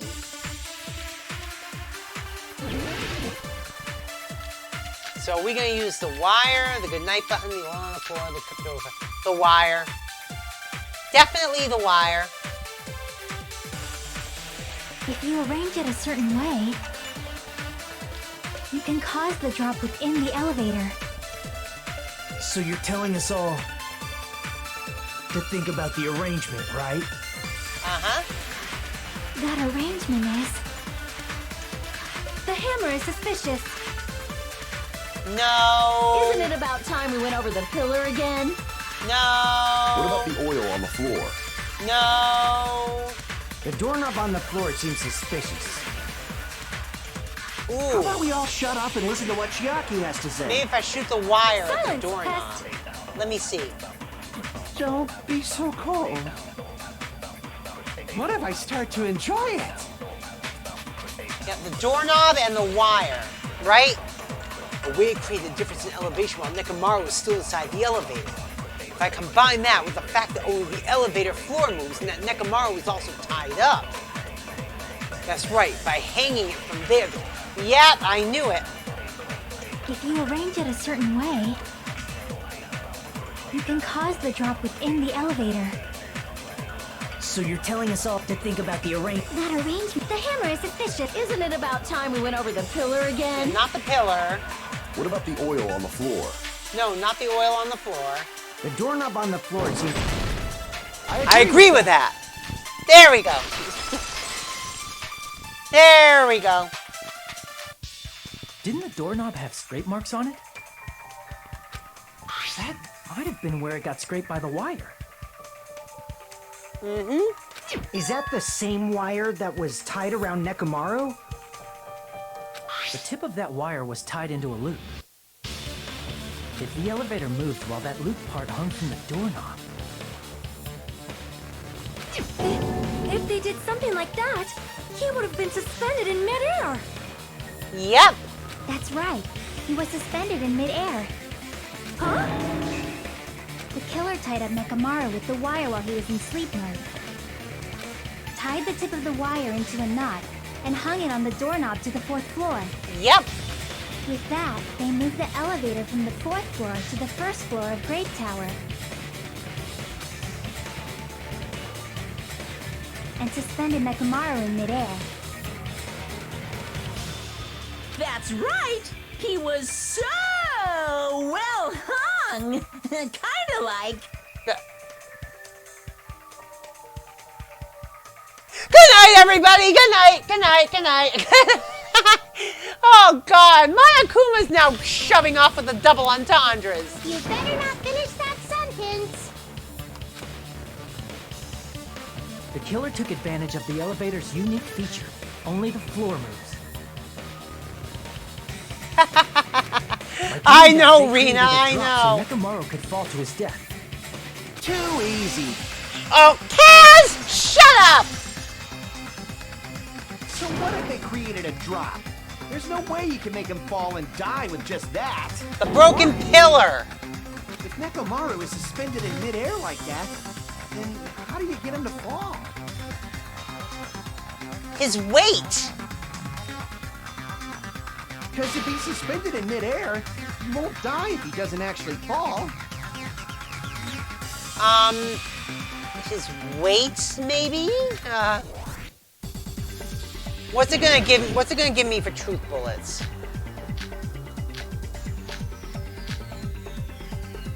The pillar.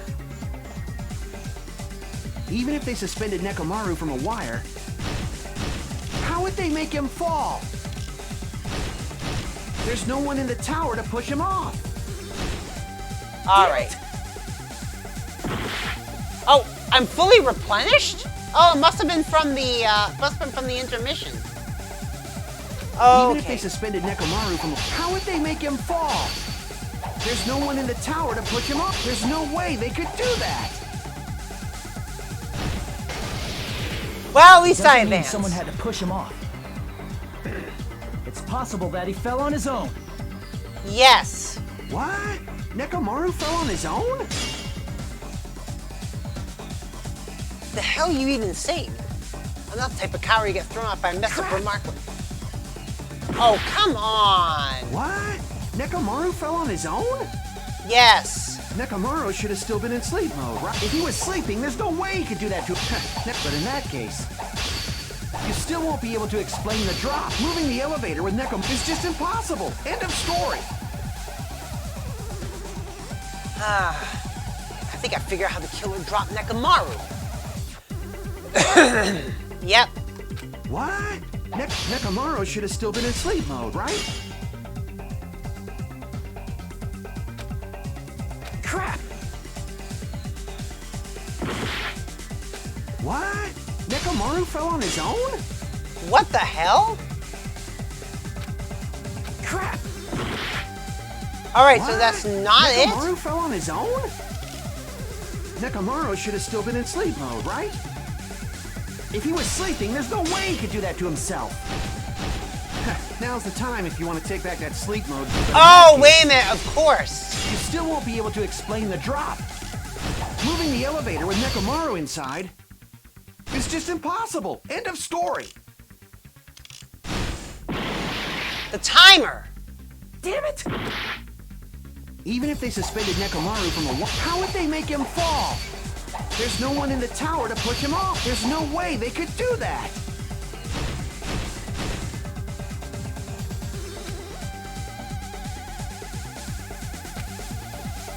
Even if they suspended Nekomaru from a wall, how would they make him fall? There's no one in the tower to push him. There's no way they could do that. Alright. Doesn't mean someone had to push him off. Alright, I got it. It's possible that he fell on his own. What? Nekomaru fell on his own? No. What? Nekomaru should have still been in sleep mode, right? There we go. Cut through those words. What do you think would happen if Nekomaru woke up while he was suspended upside down in midair? What are you saying? Like, how would he even wake up? He has an alarm inside his body. As long as it was armed, it would have deactivated his sleep mode.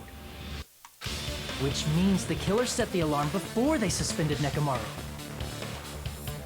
If you woke up from an alarm and realized you were hanging upside down and had no clue why, You would thrash.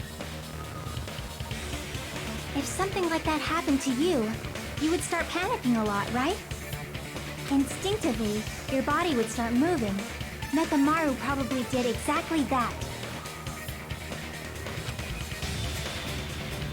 And then, in order to make him fall from the force he was generating, the wire was hung on the tip of the doorknob so it would easily slip off. Yep. In actuality, the scrape marks caused by the wire were near the tip of the doorknob, right? Yep. But Nekomaru didn't fall because the wire came off, right? He fell because the entire doorknob came off. When Nekomaru awoke, he must have struggled much more than expected, which caused the doorknob to break off. Was that unexpected for the killer too? Well, that's probably it. If they knew it'd leave behind evidence like that, they would have at least tried to do something to cover it up. The killer didn't expect the doorknob to come off. The reason that even happened was because I was using my full power. Oh God. I was powered to grabbing the doorknob with both hands, but that's why, because it was strong. He tried using all his power to open the door and it didn't work.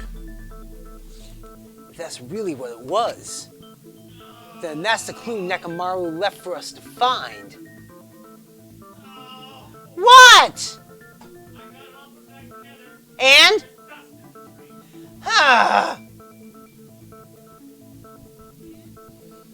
Jeez. I see. So that's how Nekomaru fell to his death. Do you finally understand now? Yeah.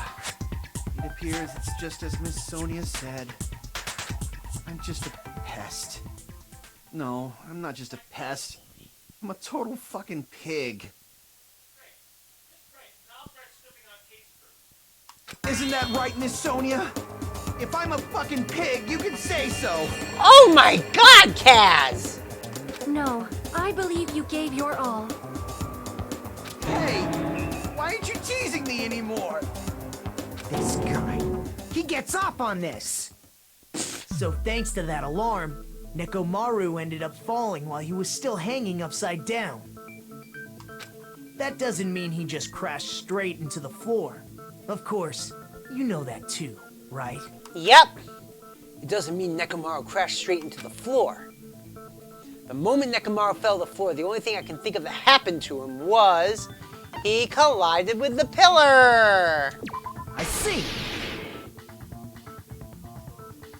When Nekomaru fell to the floor, he ended up colliding with the pillar. Isn't that it? Finally, the pillar!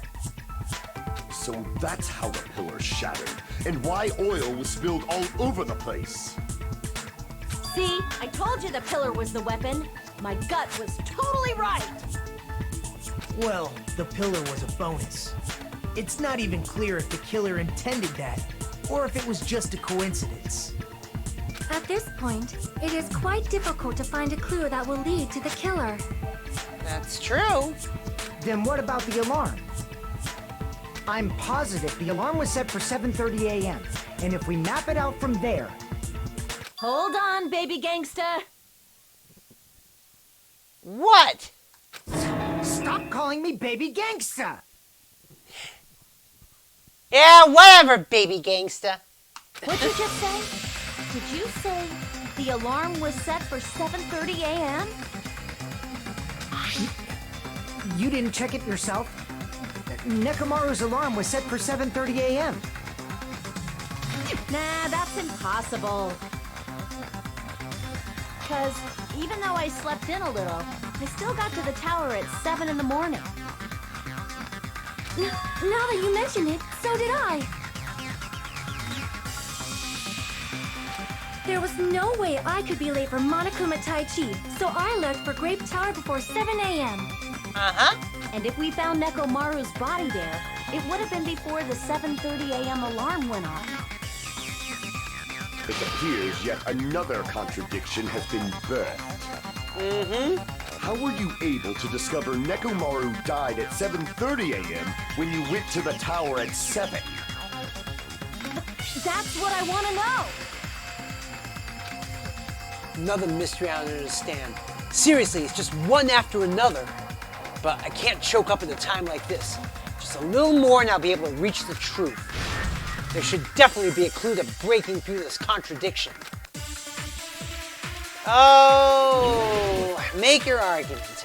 Okay. Good night button, contact elevator, clocks, alarm timer, radio clock, broken door.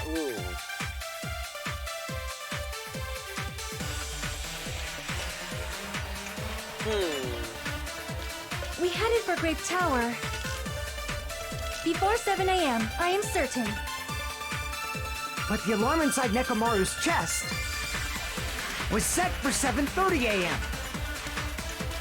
Nekomaru died because of that alarm, right? His time of death and the time the body was discovered. One of those must be an illusion. The killer probably did some tampering. They probably messed with the clock inside Nekomaru's chest. That's gotta be it! Oh! The alarm that caused Nekomaru's death rang at 7:30 a.m., but we discovered his body before 7. Kai said that's because the killer messed with the clock inside Nekomaru's chest. It's wrong to shift the debate toward that side. Your point was wrong with that first. Yeah, I figured. We headed for Grape Tower before 7 a.m., I am certain. But the alarm inside was set for 7... Nekomaru died because of that alarm, right? His time of death and the time the body was discovered. One of those must be an illusion. Yes. The killer probably did some tampering. They probably messed with the clock inside. No, that's wrong. That's wrong.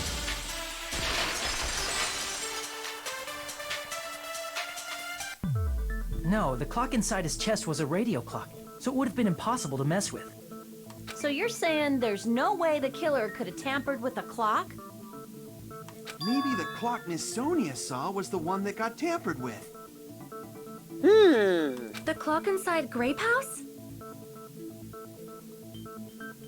No, I checked all the clocks inside the funhouse. Oh, that's what I asked you to do. So you really listened to me and checked all the clocks. And because of that, I can confidently declare that all the clocks had the same time displayed. If there's no possibility that the time was tampered with, then we must doubt that human's testimony. Please believe me, we are not lying. Then maybe it's a misunderstanding? I never misunderstand. I'll crush you into dog food. Oh, jeez. This time-related contradiction, I don't think I should doubt the testimonies. I should doubt the clock. There's no mistake that something was done, but what was it?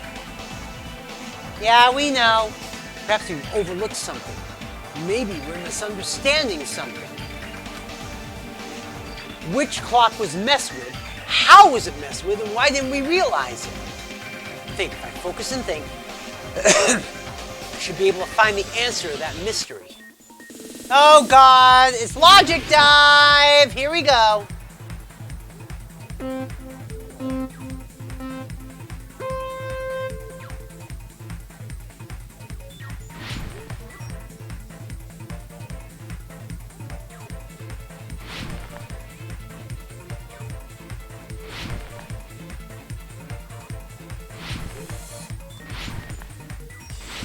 Come on.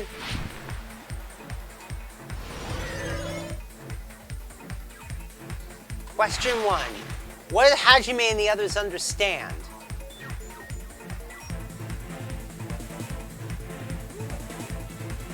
Oh, misunderstand. The time in the building. Obviously.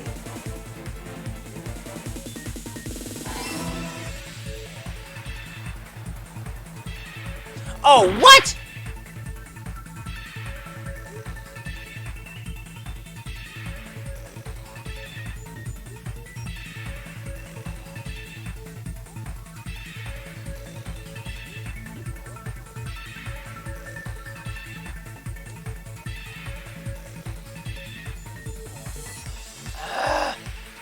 Hate logic dive.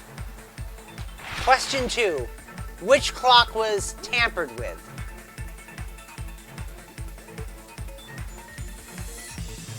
The building's clocks. Obviously.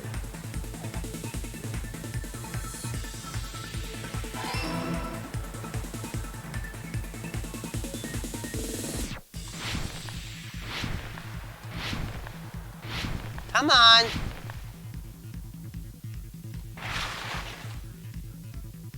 It did?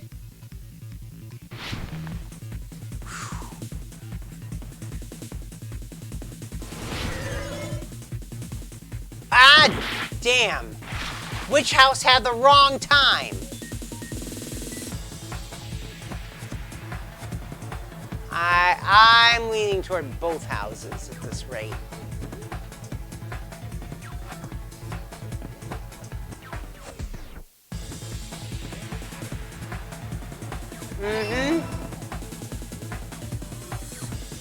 Alright, we got this. All the interior clocks got tampered. It's all coming together. So it's... You said you checked all the clocks inside the building. Isn't that right, Fuyuhiko? Yeah, none of the clocks had the wrong time. But what if all those clocks have been messed with? How's the trial going? It's going okay, Icy. Welcome to the stream. What? All the clocks? Yep. So even if you checked all the clocks inside the building, there's no way you'd have noticed it. I see. So the killer messed with the time inside the whole building by changing all the clocks. Yep. So that's what it was. There's no way I would have noticed that. This is truly fantastic! What, Nagito? Now's not the time to be pleased. More importantly, how much was the time off? She's right. That's the main problem.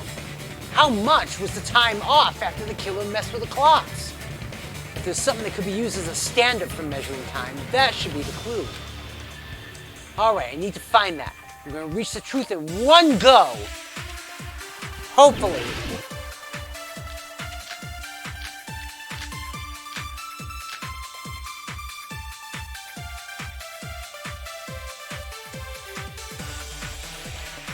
Ooh.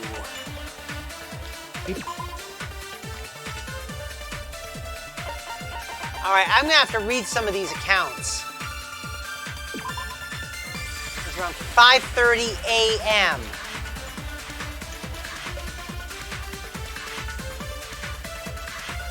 So that's what we're gonna have to go. That's what we gotta go by.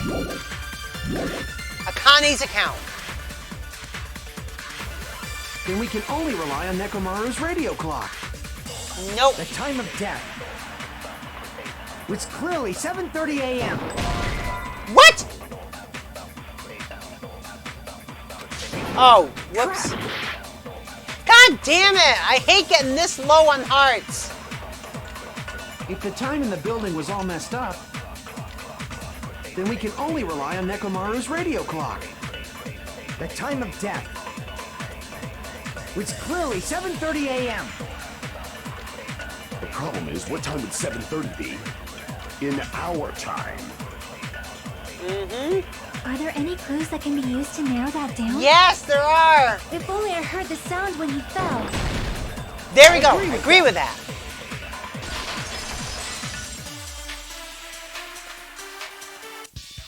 That's right. We should have heard the sound he made when he fell. Wasn't it that rumbling noise? Rumbling? I thought it was just an earthquake, so I went back to sleep. Was that the sound from when Nekomaru fell? Well, a huge body fell from the 4th floor to the 1st, and the pillar fell with it. It's obvious we'd hear the impact sound. We heard that noise too. It was when we were gathered at the Strawberry House Lounge. What is it, Sonia? Oh, well. That sound everyone heard? I did not hear it at all. What? Huh? You probably didn't hear it because you were sleeping. I could not sleep at all. I was awake the whole night with hunger pangs. There's nothing to worry about. What's important is that rumbling noise anyway. If we use that rumbling sound as a reference, we might be able to figure out how much our time was off. Mm-hmm. I heard that sound probably around 5:30 in the morning. Huh? You can tell?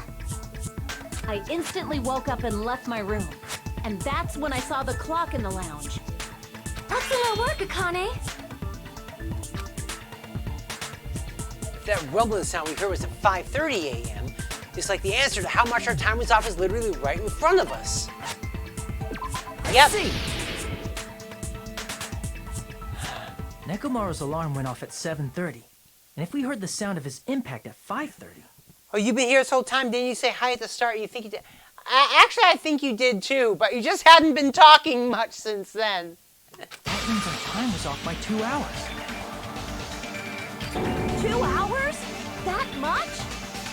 We were starving pretty badly. There's no way we would have noticed. Plus, the funhouse has no windows. And there weren't any Monokuma announcements either. However, for what reason did the killer alter our perception of time? The reason is obvious. So they can lure out just Nekomaru. That's true. Lure out only Nekomaru. If you messed with the clocks and used a specific thing, you definitely get Nekomaru to the tower alone, right? From there, the killer's plan was a splendid success. That's all it means. Besides messing with the time, the killer also used a specific thing.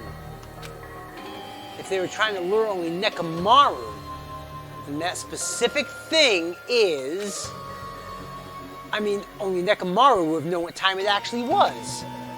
If so, the specific thing the killer used was...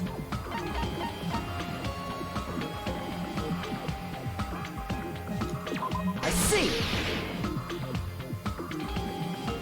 That's it. The killer made use of the Monokuma Tai Chi activity in the morning. How did they use it? We were required to go to Great Tower every morning at 7 a.m. for that activity, right? But if they mess with all the clocks inside the building, what would that do to us? We wouldn't be able to attend on time, but that wouldn't affect Nekomaru. His radio clock had the exact time. That's right. In doing so, the killer was able to lure him to the tower by himself at the precise time. Then, when I witnessed Nekomaru early in the morning...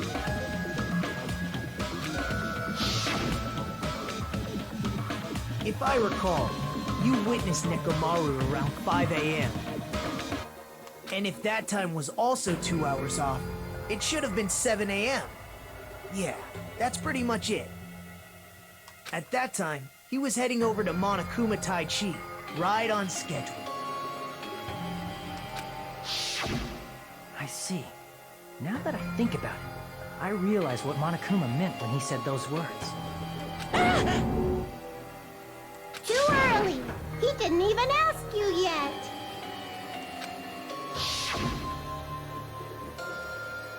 Geez, how outrageous. I honestly didn't expect everyone to ditch Monokuma Tai Chi. But it turned out like this after all, so I guess it can't be helped. Yep. When you said everyone, you were were including us, right? We thought we came to the tower on time, but in truth, it was way past the meeting time. Ah, jeez! That's, well, how should I put it? What was it? You know, tripping over a foot, or something like that. Are you talking about tripping over someone else's fault? Wrong! Too bad! Monokuma! Liar! I'm right! That's not it! It's incorrect! That's definitely the correct answer. You always get so stubborn like this. Let's just ignore the peanut gallery. Now that we've found out how the killer lured Nekomaru, the number of suspects has drastically decreased. Huh? Hey, why would that decrease the number of suspects? Don't be a friggin' liar! You'll know I'm not lying when you listen to what Fuyuhiko's going to say next. Huh? What the hell do you mean?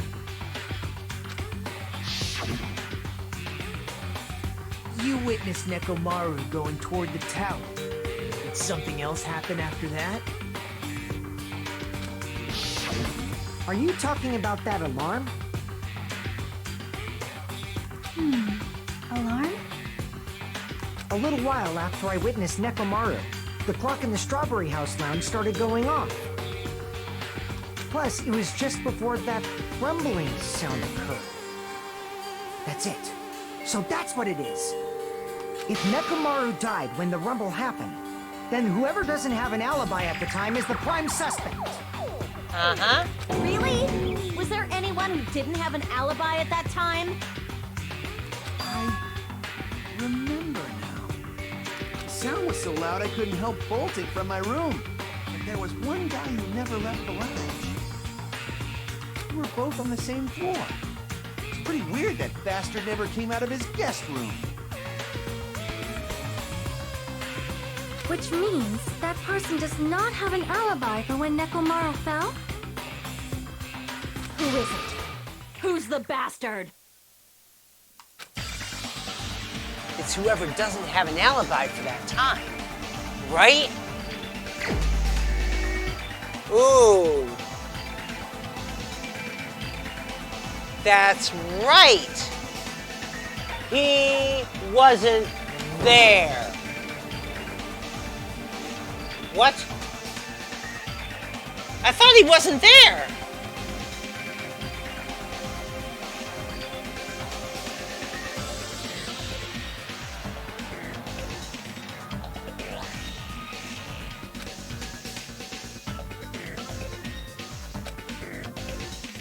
Crap! Shit. But then who wasn't there?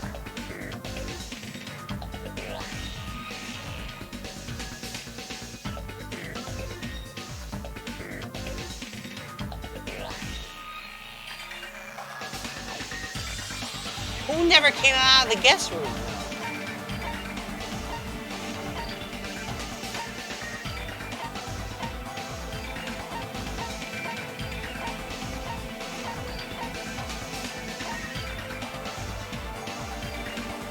Oh God, I don't remember.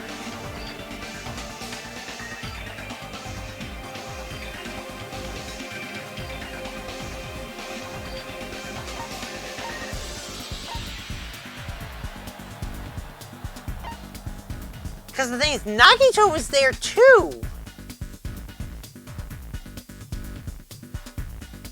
Because that's around the time when...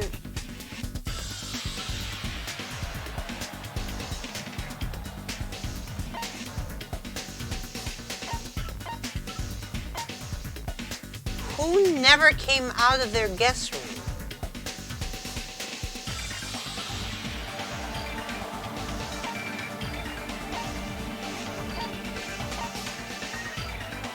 Sonia? You think Sonia?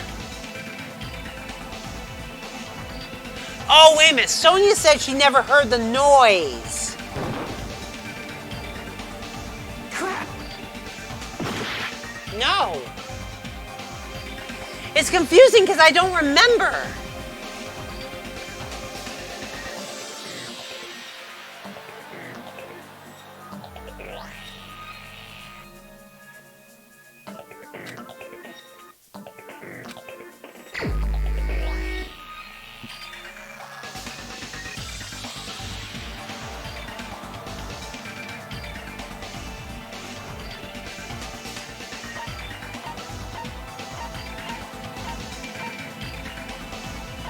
no clue either. That's the thing.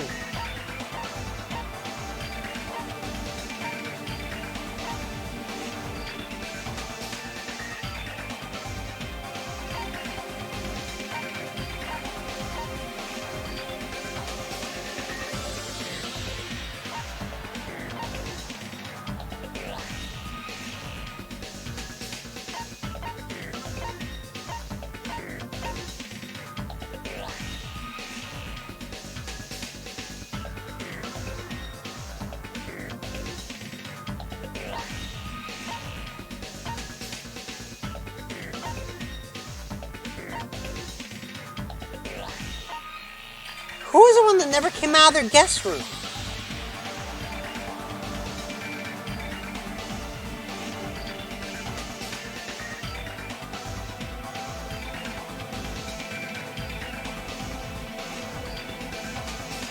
Maybe Akane or Chiaki.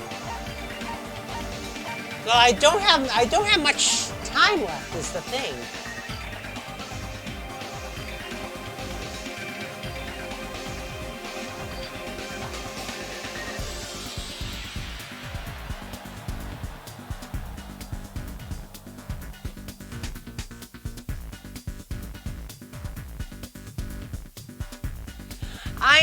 I know. The problem is I don't remember.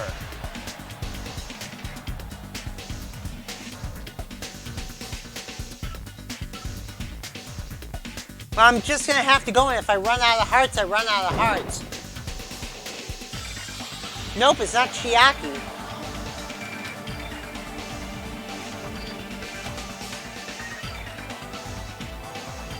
Crap!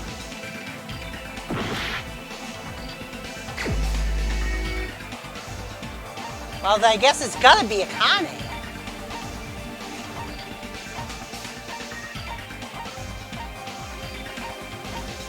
Well, whoop, too far.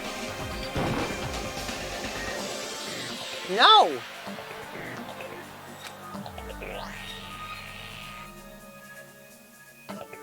Crap! Alright. Let's refill the hearts. Let's refill the hearts. Alright, now. This is our end? Would you like to retry? Yes. We will never give up. Alright. Let's refill, because eventually it's gonna be someone.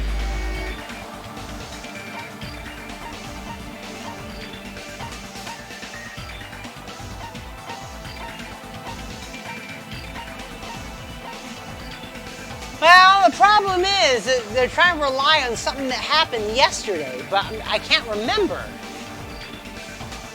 Yeah. Is it Kaz? No.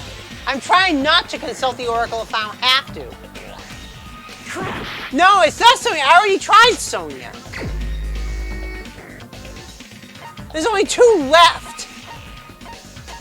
Aside from Hajime, there's only 2 left. You're the only one! Seriously? But Nagito was there! Wasn't there! Because that was when you. we switched Right, to Nagito. Because that was when Nagito became the player character for a while. Nagito was there!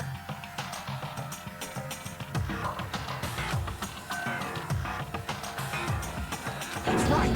Nagito wasn't there.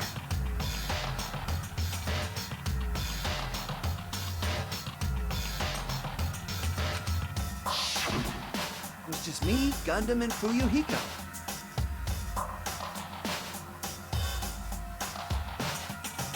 Oh, simply there in the oh, I see. Yeah, that's why I wasn't thinking Nagito. The events kind of blurred together for me. You didn't come out, even though the alarm was going off like crazy. You weren't in your room, were you? If that's the case, where were you? Nagito! Please, say something.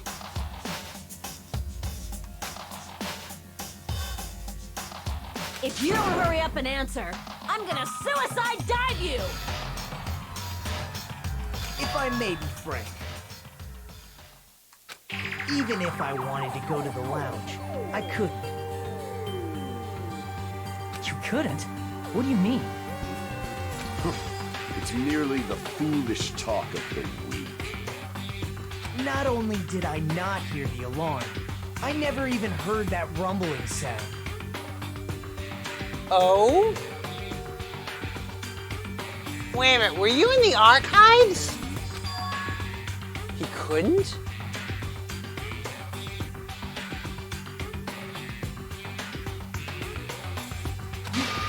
You're definitely fucking lying. However, that is also true for me.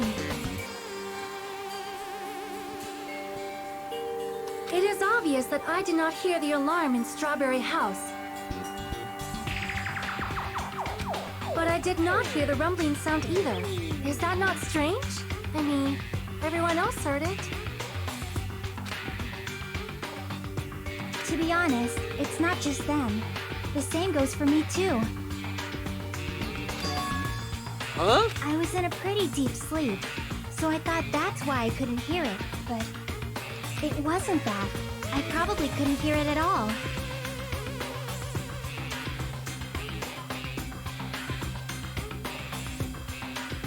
Oh, wait a minute!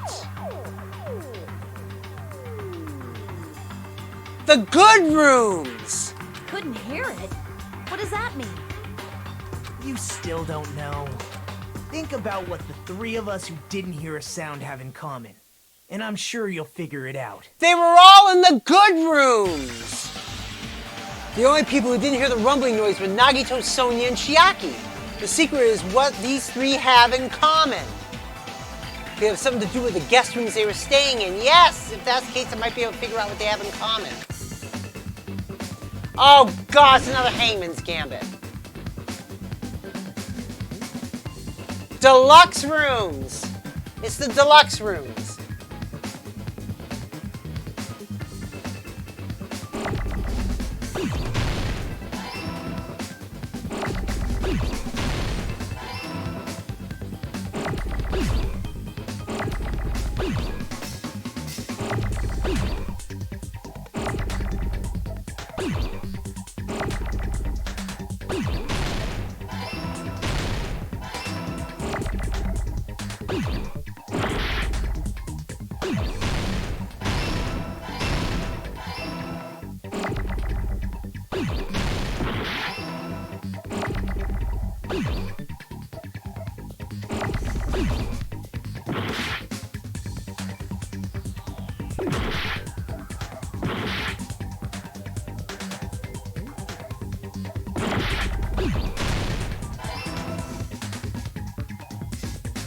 Alright, where's the M?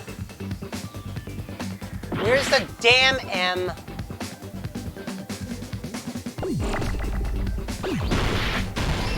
There we go. I got it!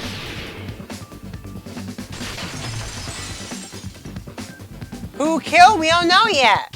Nagito, Sonia, and Chiaki. The three of you were staying in deluxe rooms, right? If I recall, the deluxe rooms are...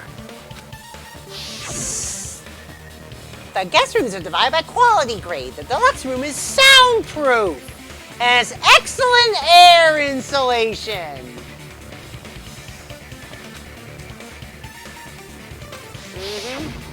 The reason we could not hear the rumbling noise.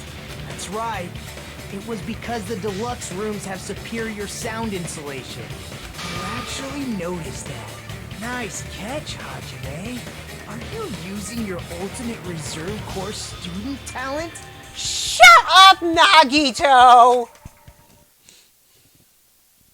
Now then, you guys must understand by now, right? The true identity of Nekomaru's killer. Oh! Oh! It just people in deluxe rooms, only 3 of which said they couldn't hear the rumbling noise.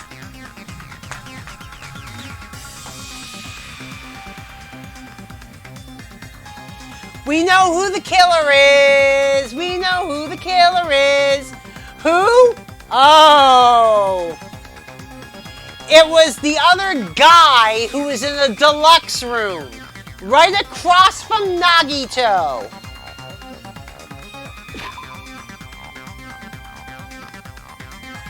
Oh, we can't view the map. Crap!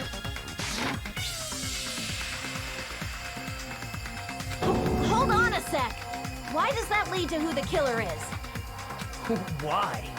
Well, that fact just now is a very important clue, and a decisive factor in identifying the killer.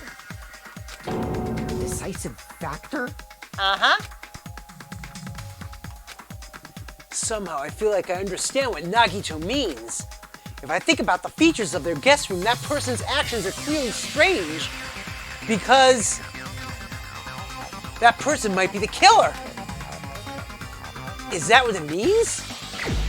Select someone. Gundam! You're the only one! Gundam was in a deluxe room, something I but...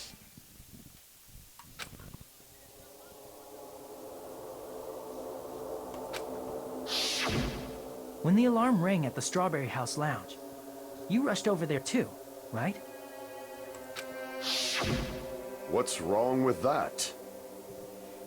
'Cause you were in a deluxe room and you shouldn't have been able to hear it? If the bell of catastrophe rings throughout the night, it is the universe's providence to stop it. But you were in a deluxe room. Why were you able to hear it? Hear what? I mean, you were also staying in a deluxe room, right? Nagito was staying in a deluxe room in the same house on the same floor, and he couldn't even hear it. So why were you able to hear that alarm? Whoa! Now that you mention Gundam? Yep. There's only one possibility. You weren't in your room at the time. That's why, even though you were staying in a deluxe room, you still went to the lounge. Am I right? It means he expected the alarm to go off. Which means... And the only person who would have known that the alarm was going to go off is the person who messed with the clocks in the first place. If they didn't hear the alarm and they still expected to hear the alarm, then that would mean he's the one that messed up the clock. Gundam, you have some sort of explanation, right? Nope. Gundam probably couldn't return to his room because of Fuyuhiko. Me? Yeah, because you were already awake.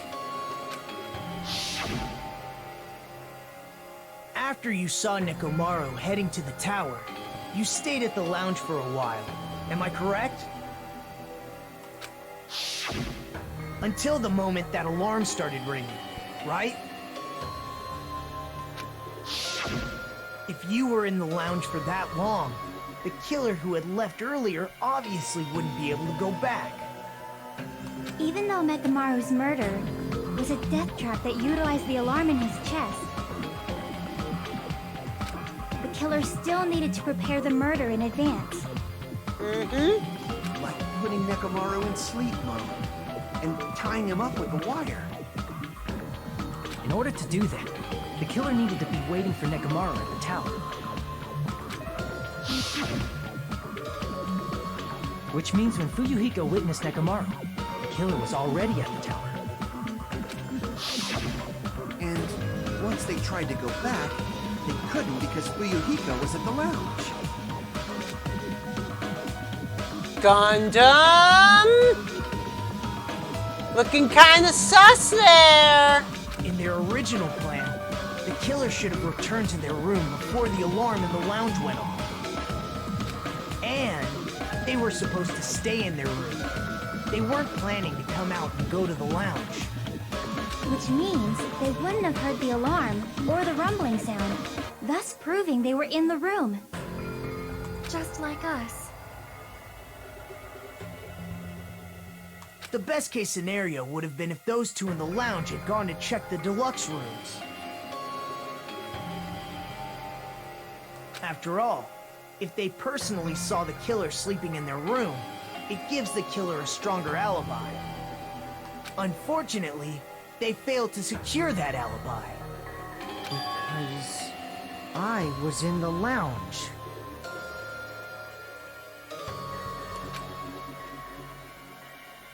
So the killer couldn't go back to their room, and ended up hearing the lounge's alarm.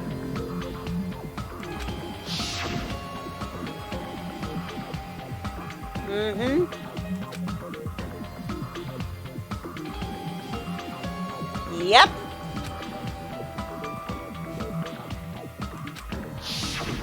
But why'd you come out? You should have hid till the excitement died down. If Gundam tried to hide, and if those two went to his room to check on him, he would have been found out. That would have been the worst possible outcome. That's why he couldn't just stay hidden. If those two had just checked the deluxe rooms as planned, that would have been ideal, but... how ironic. The moment Fuyuhiko set foot in the lounge, your plan was doomed. Haha! Gundam! Big GU is in trouble. Yep. Gundam? Please, can you at least say something?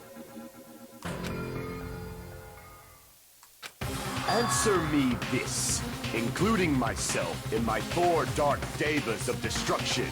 How many ears do we possess? 10. The answer is 10. That's right, I possess 10 ears. That means I have 5 times the hearing of a normal human. The soundproof system here may as well not exist. Gundam? That's not real. Is that your argument? Yeah, Hajime's asking, is that your argument? Seriously? Alright, Gundam, we've humored you about this long enough, but, at some point, science has to take a front seat. Okay? You bastard! Do you understand the situation you're in right now? Do not panic. The truth shall now commence. At the time, I left my room to go to the bathroom. By coincidence, I heard the alarm.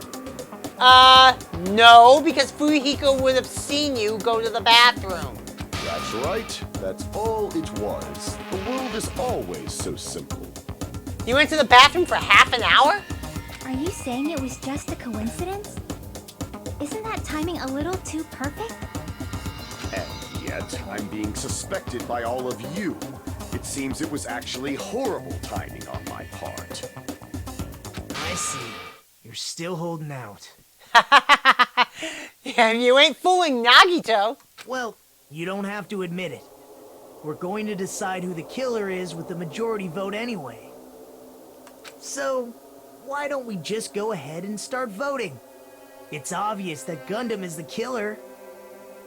Hold on a sec. You know, Hajime, this class trial, this killing, it's merely the opening act, you know. Hey! What do you mean the class trial is just the opening act? Perhaps I should say it's just a farce. Just a boring farce.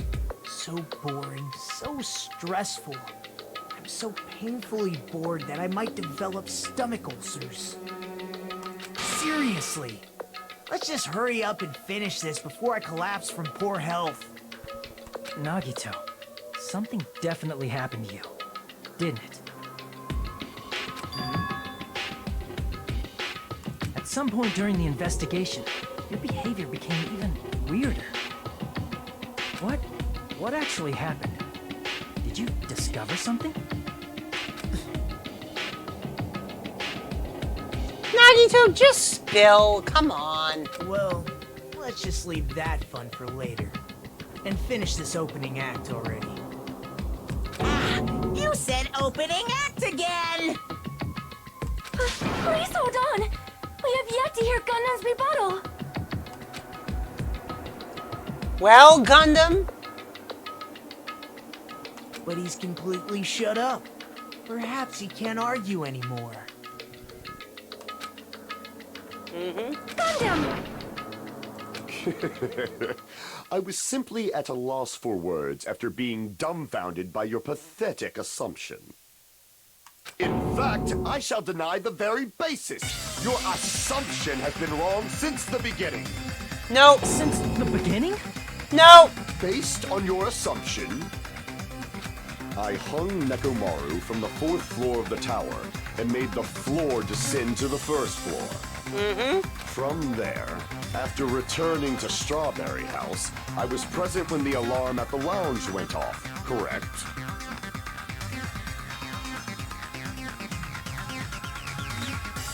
Although going to and fro is busy enough as it is, how would I be able to travel between both houses anyway?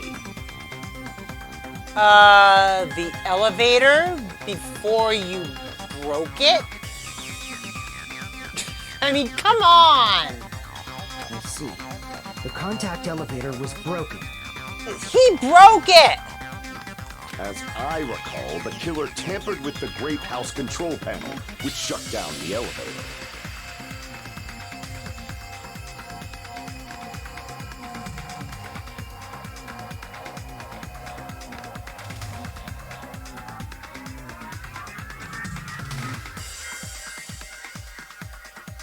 Plus, the stopped elevator should have been facing the Grape House side.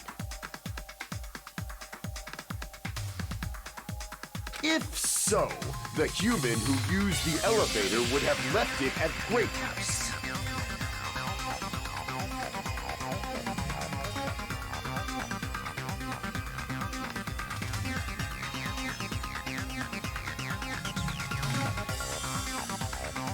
For these reasons, it's an indisputable fact that the killer destroyed the elevator at Grape House. And what's wrong with that? If the elevator was broken at Grape House, you wouldn't be able to return to Strawberry House. Yeah, you would. However, I was already at Strawberry House. I was present when the alarm in the lounge started ringing. Which means your assumption is clearly wrong.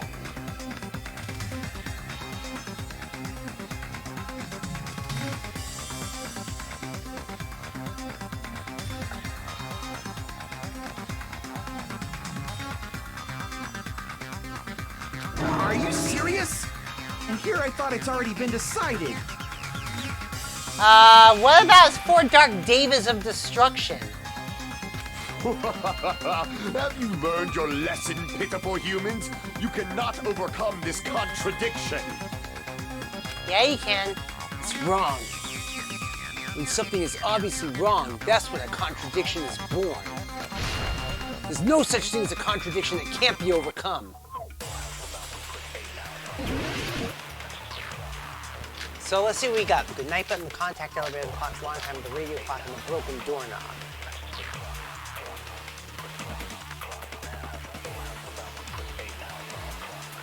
I think the contact elevator. That elevator was the only means of travel between the two houses. Oh, whoops. As long as that elevator was broken, your assumption collapses. Plus, the elevator was broken at Grape House. Oh, shit. detective? All right, let's try this again. That elevator was the only means of travel between the two houses. All right, let's see what we got here. As long as that elevator was broken, I may have to pop my own bullet. Let's see. your assumption collapses. Plus, the elevator was broken at Grape House. If the killer cannot return to Strawberry House, Since I was at Strawberry House at that time, there's no question that the following crime is impossible. It would have been different if they had an accomplice. Or if there was a secret passageway. How much longer do you plan to lecture me? Aha! Why don't we stop this already? Aha! I knew it. I knew it. I knew it. I have to pop my own bullet. The only means of travel between the two houses. As long as that elevator was broken, Oh, come on. your assumption collapses. Plus, the elevator broken at Grape House. if the killer cannot Since I was at there's no question that it would have been different if they hadn't Or if there was a secret passageway. How much longer do you plan to lecture Oh, me? come on.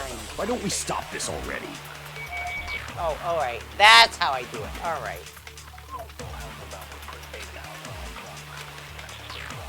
That elevator was the only means of travel between the two houses. As long as that elevator was broken, your All right, assumption come on. Plus, the elevator broken at Grape House. if the killer cannot Since I was at there's no question that the following crime is impossible. It would have been different if they had an accomplice.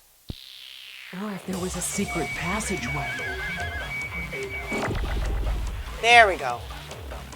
How much longer do you plan to... Why don't we stop this already? Okay. I've got my bullet. That elevator was the only means of travel between the two houses. No, that's wrong.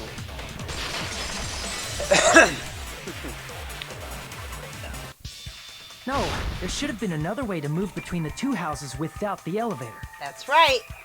Such a method does not exist. Then why don't we ask the person who actually used that method? Uh-huh. Nagito!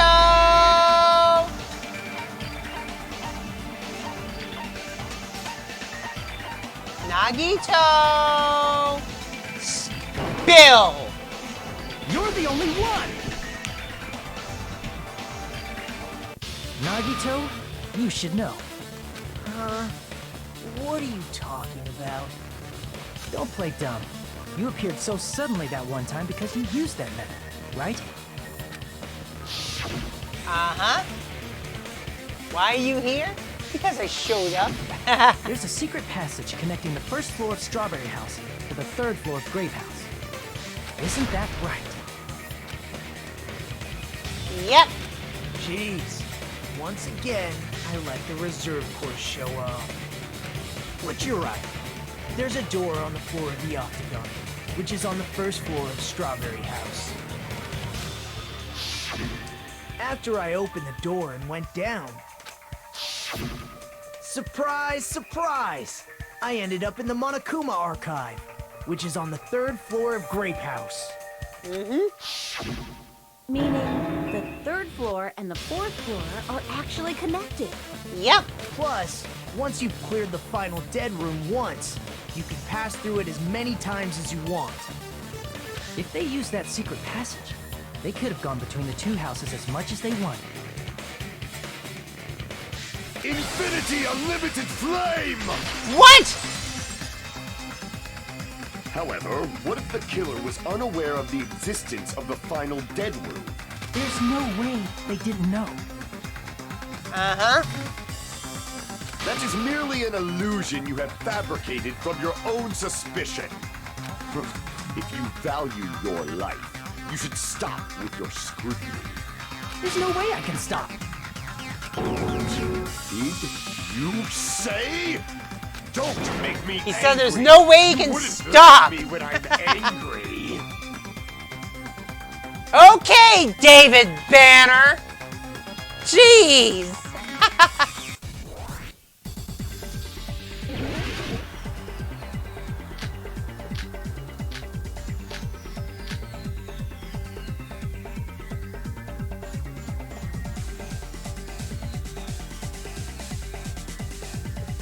Even if the turbid box doesn't exist, you could travel through multiple planes, provided you use a spacious wormhole. However, how frail I say! Damn it!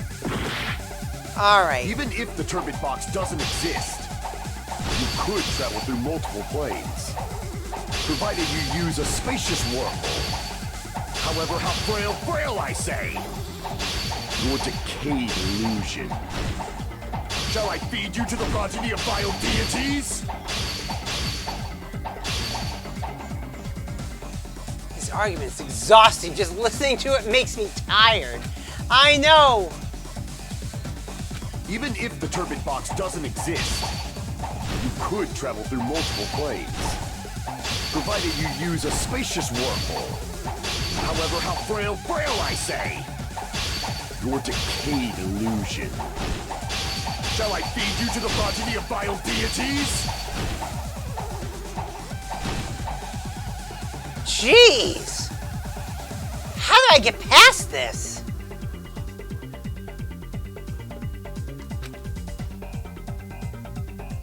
Even if the turbid box doesn't exist, you could travel through multiple planes, provided you use a spacious wormhole.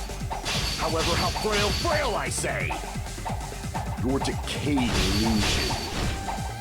Shall I feed you to the progeny of vile deities? Jeez!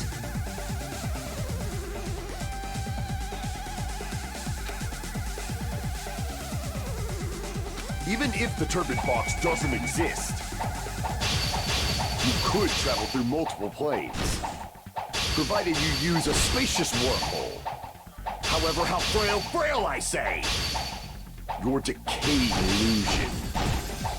Shall I feed you to the progeny of vile deities?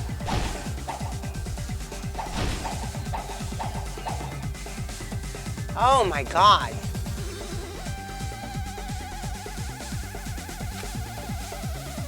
Even if the turbid box doesn't exist, you could travel through multiple planes, provided you use a spacious wormhole. However, how frail I say! Your decayed illusion. Shall I feed you to the progeny of vile deities? Alright, I see what I gotta do. Even if the turbid box doesn't exist, you could travel through multiple planes, provided you use a spacious wormhole. However, how frail I say! Your decayed illusion. Shall I feed you to the progeny of vile deities? Jeez! Yikes, I know! How am I gonna get by this one? Even if the turbid box doesn't exist, you could travel through multiple planes, provided you use a spacious wormhole. However, how frail I say! Your decayed illusion. Shall I feed you to the progeny of vile deities?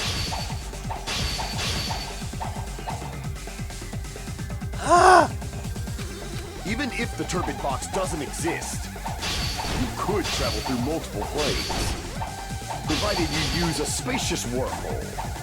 However, how frail I say! Your decayed illusion.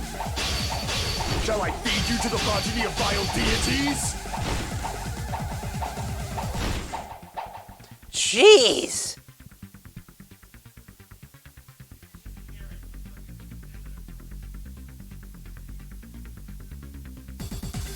God, this is like playing DDR with a finger pad.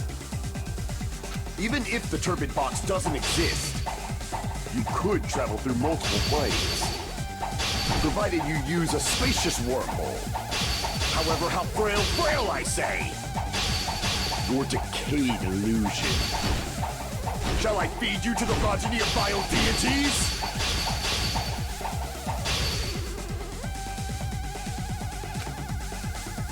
I gotta figure out how to do it. Doesn't exist.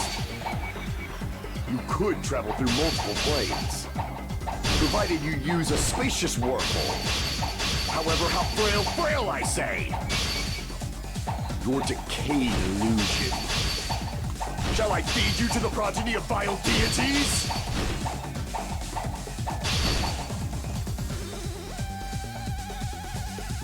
Oh man. Let me just try using these. Even if the turbid box doesn't exist, you could travel through multiple planes, provided you use a spacious wormhole. However, how frail I say! Your decayed illusion. Shall I feed you to the progeny of vile deities? Got it! I already proved the secret passage exists. The secret passage was at the Octagon. Got it. Know the limits of your own reasoning. You say the killer went to the Octagon. Don't bark, you cur! If you don't want to drown in the maelstrom of blind confusion, at least pray to the key which dwells in the light! No! I have to go back to the original one! Even if the turbid box doesn't exist, you could travel through multiple planes, provided you use a spacious wormhole. However, how frail I say! Your decayed illusion. Shall I feed you to the progeny of vile deities? I can't back down! What the hell? Even if the turbid box doesn't exist, you could travel through multiple planes, provided you use a spacious wormhole. However, how frail I say! Your decayed illusion. Shall I feed you to the progeny of vile deities? I can't back down!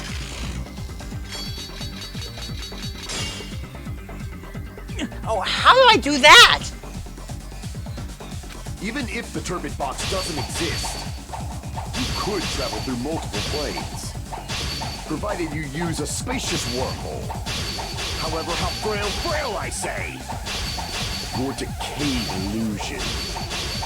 Shall I feed you to the progeny of vile deities? I can't back down!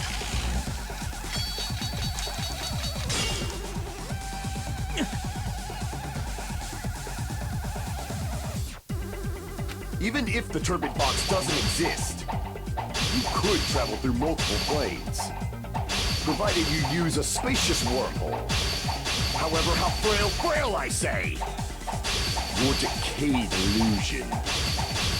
Shall I feed you to the progeny of vile deities? There. I already Alright. proved the secret passage exists. The secret passage was at the Octagon.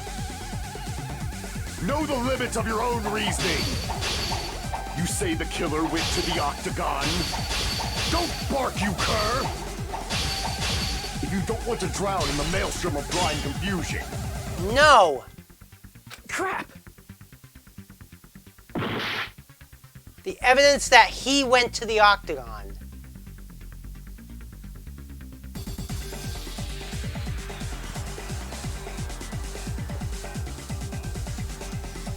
What's the evidence that he went to the Octagon? Oh! The broken doorknob? The what?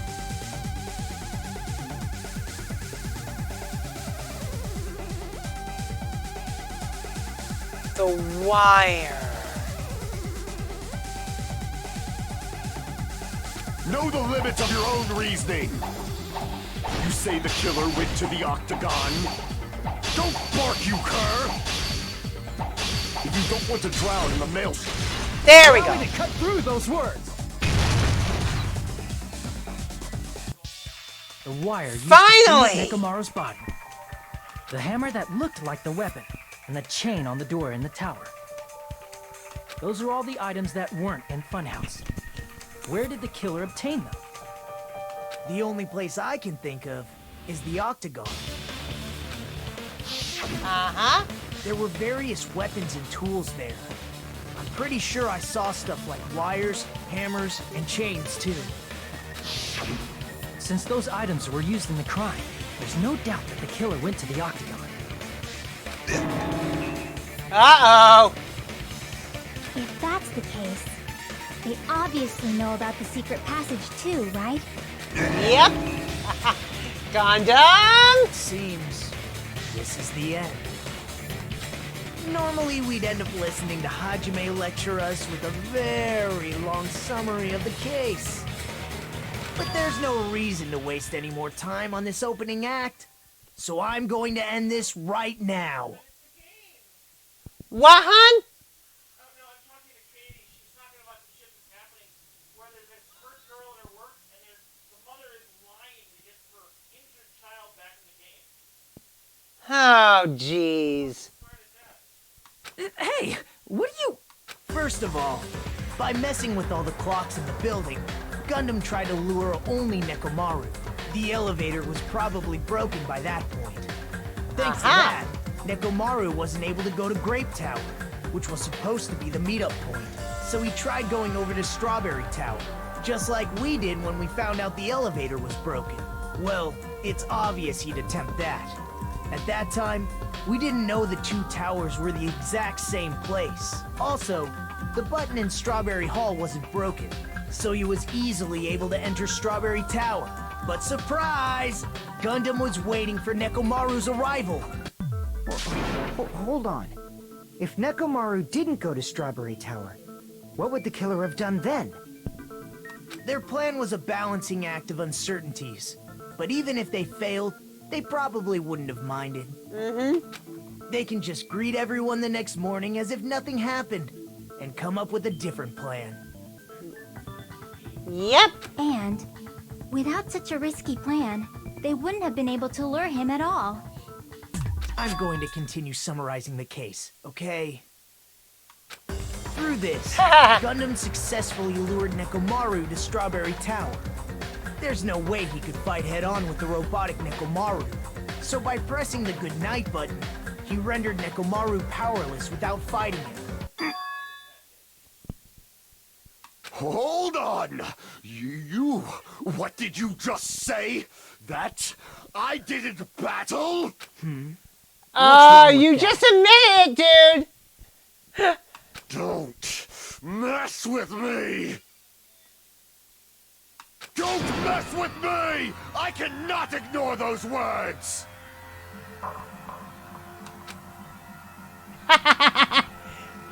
Look at the expression on Nagito's face. He's like, yeah, whatever. Why are you angry all of a sudden? You fools do not understand! You don't understand at all! Ha! You make me laugh! After all this time, you still don't understand anything at all! I don't understand anything. What does that mean? Well, Gundam? It appears I cannot finish just yet. Maybe I'm just a human destined for hell.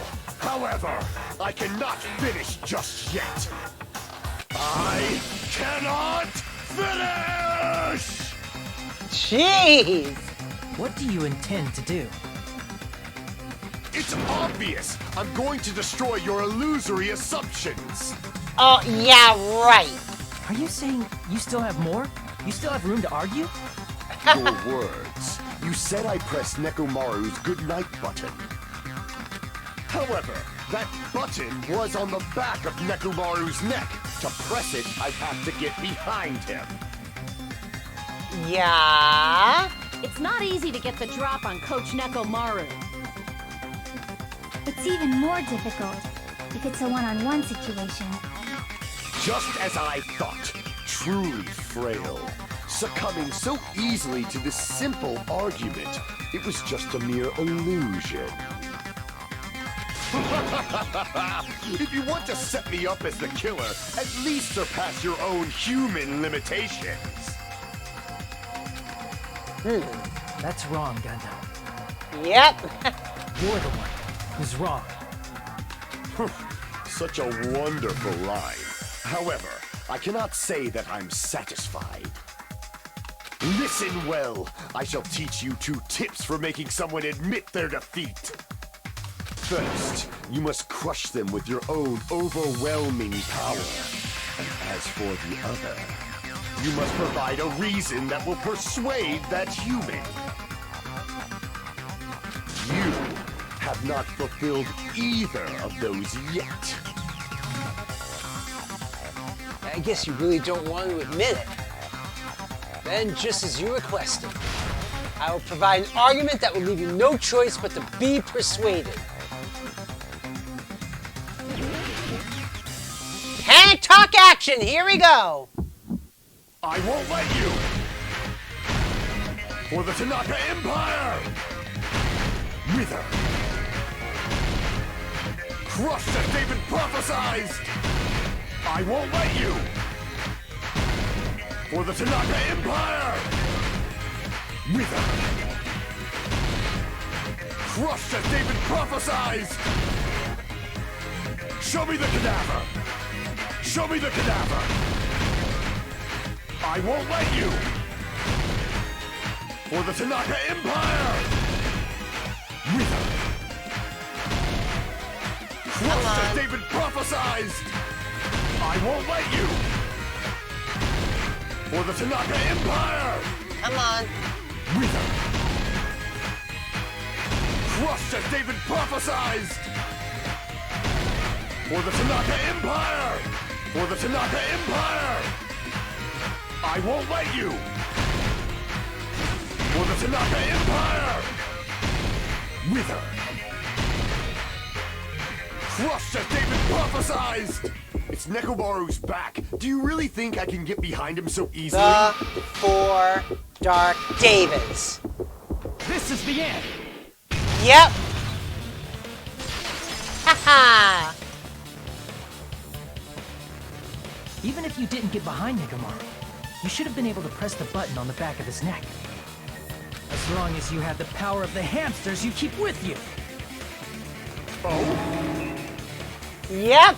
Are you seriously saying he used his hamsters to press the button on the back of Nekomaru's neck? Yep. Of course, that'd be impossible for a normal hamster, but it would have been possible for Gundams. In fact, we saw that with our very own eyes, right? Gundam has trained hamsters.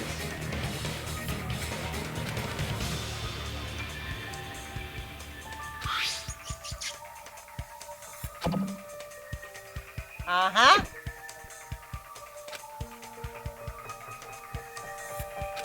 Yep.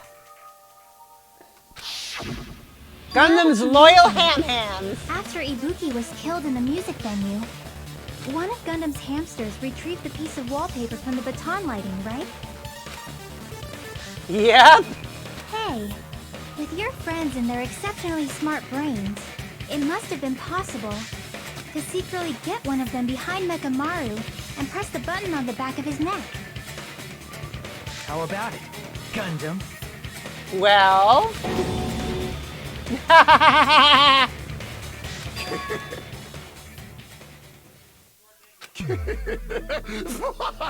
There it is!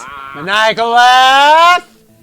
Maniacal laugh! Not just myself, but you actually brought up how splendid my subordinates are. I have no recourse but to admit it. Admit it? Did you say you admit it? It appears I've obtained a one-way ticket to hell. Fine! Then you must trample me underfoot and advance. What? Victory can only be built upon a foundation of corpses. You cannot find peace without sacrifice anywhere. Now, trample this life. Trample it as though it were mere trash on the side of the road. Pull the curtain strings of this worthless performance with your own 2 hands. Oh god, I have to make the closing argument anyway? Fine, fine, fine.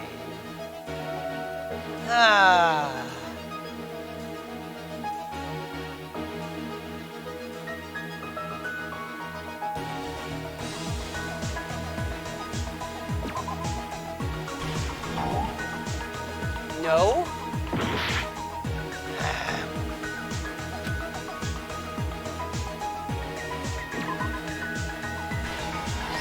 There.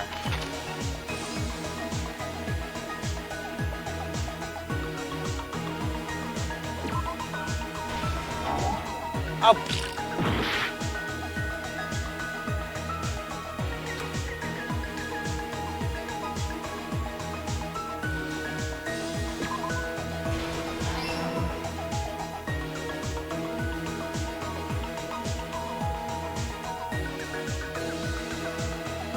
All right.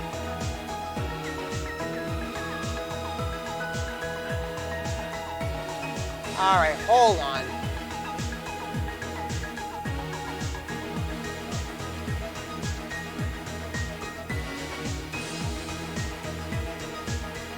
All right, let's see here.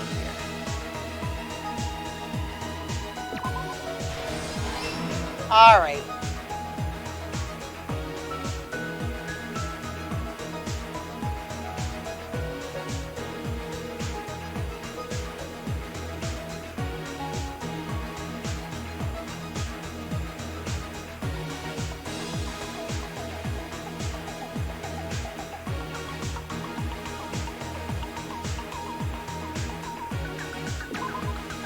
All right, we got that.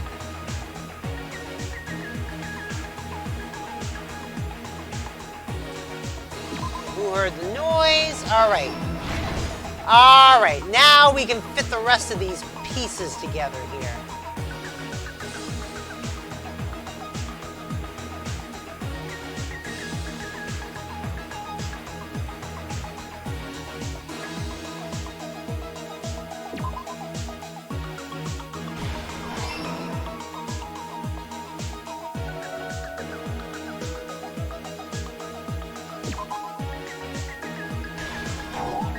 No?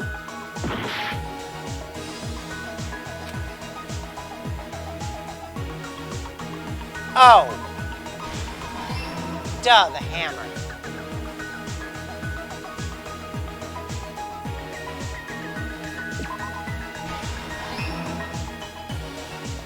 All right.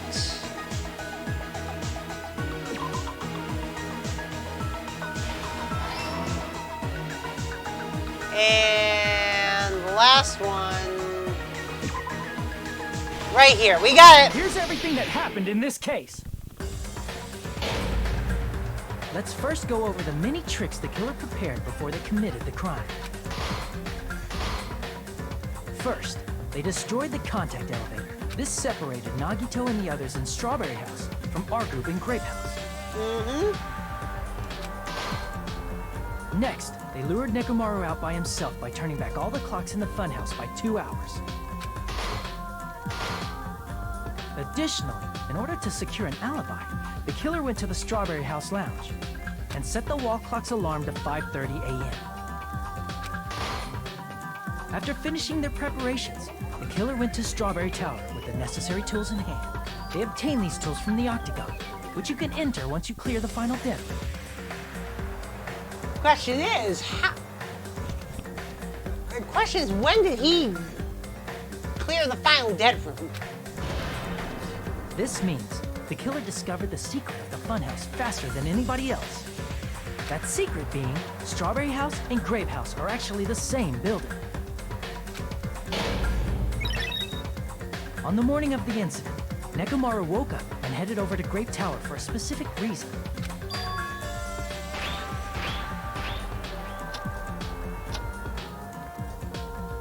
There, Fuyuhiko, who was at the lounge by coincidence, witnessed Nekomaru. According to Fuyuhiko's testimony, that was around 5 a.m., but by that point, the killer had already messed with our perception of time. In actuality, Fuyuhiko witnessed Nekomaru at 7 a.m. That's also the same time Monokuma Taichi begins. Nekomaru went to Grape Tower to participate in that. However, because the contact elevator was broken, Nekomaru was unable to go to Grape Tower. So he decided to try going to Strawberry Tower.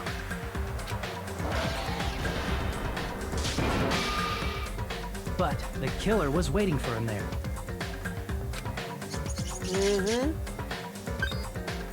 With the power of hamsters, they were able to press the good night button on the back of Nekomaru's neck. Good This night, forced him to enter sleep mode, rendering him immobile. Detective DJ. Pretty much. From there, the killer began preparing to use the ultimate weapon.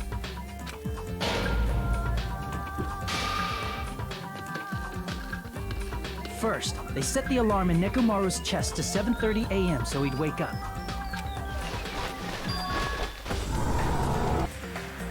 Then they tied him up with a metal wire, tied the tip of the wire into a loop, and hung it on the doorknob.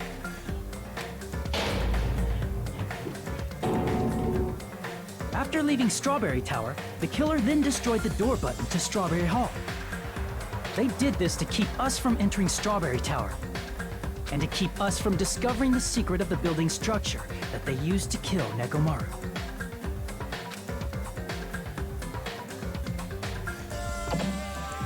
Then, they used the secret octagon passageway to travel to Grape House.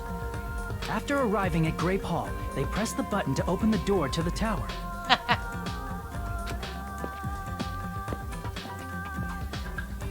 When that happened, the elevator-like floor of the tower began descending. And Nekomaru's body was still inside, dangling upside down in midair from the wire. The killer entered Grape Tower to see if their setup was successful. And placed a hammer on the floor to look like the weapon, then wrapped a chain around the back door. This was done to make us falsely believe we couldn't enter the tower from Strawberry Hall.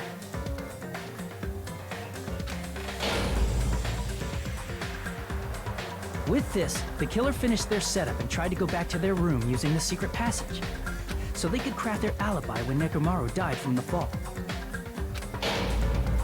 Yeah, the hammer But definitely was a something decoy. unexpected happened. Fuyuhiko, who saw Nekomaru earlier, was still at the lounge. As a result, the killer couldn't return to their room, and with no options available, time ran out.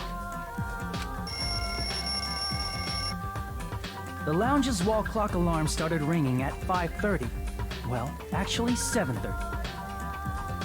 To avoid a worst-case scenario, the killer was forced to appear in front of Fuyuhiko with the others. When the wall clock's alarm rang, that was also the same time Nekomaru was waking up. He woke up while he was still hanging upside down, so he couldn't help but sway his body powerfully. Originally, the loop of wire was only supposed to slip off the doorknob, but because there was a heavier load than expected, the doorknob ended up breaking. Nekomaru fell from the 4th floor all the way to the 1st floor. He crashed into the pillar, which decapitated him on impact, and died. The sound of Nekomaru's impact echoed throughout the funhouse. However, by this point, the killer's plan was about to fail, thanks to the broken doorknob and Fuyuhiko. Meaning, the killer is someone who wouldn't have heard the alarm if they were in the deluxe room. They also wouldn't have been able to return to their guest room, because Fuyuhiko was at the lounge.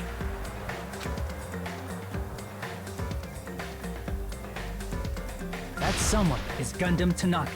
I can't think of anyone else but you. Yep. Gundam Tanaka and his 4 dark divas of destruction.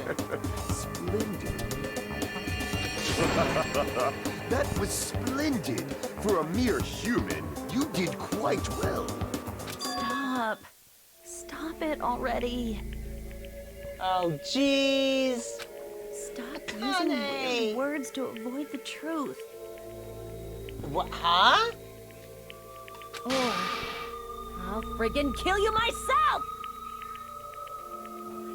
I cannot believe it. I just cannot believe. You killed Nekomaru? I cannot believe something like that. You don't wish to forgive me? Do you feel regret? Then finish it! Cast your impure votes for Gundam Tanaka! My beloved, deadly foes, let the voting time begin! Oh, God! He's now gotten even crazier than usual. Ah.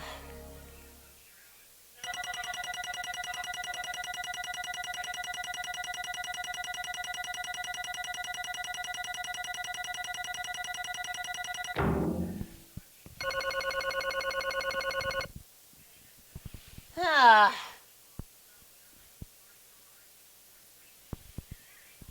Oh well.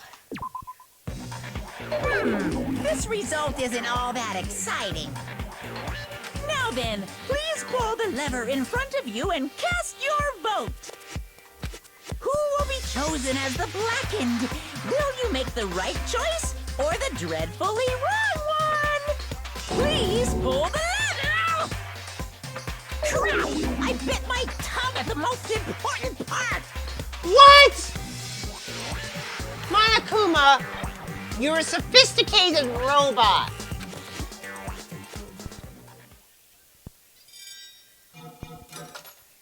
Ah, here we go. It's Gundam!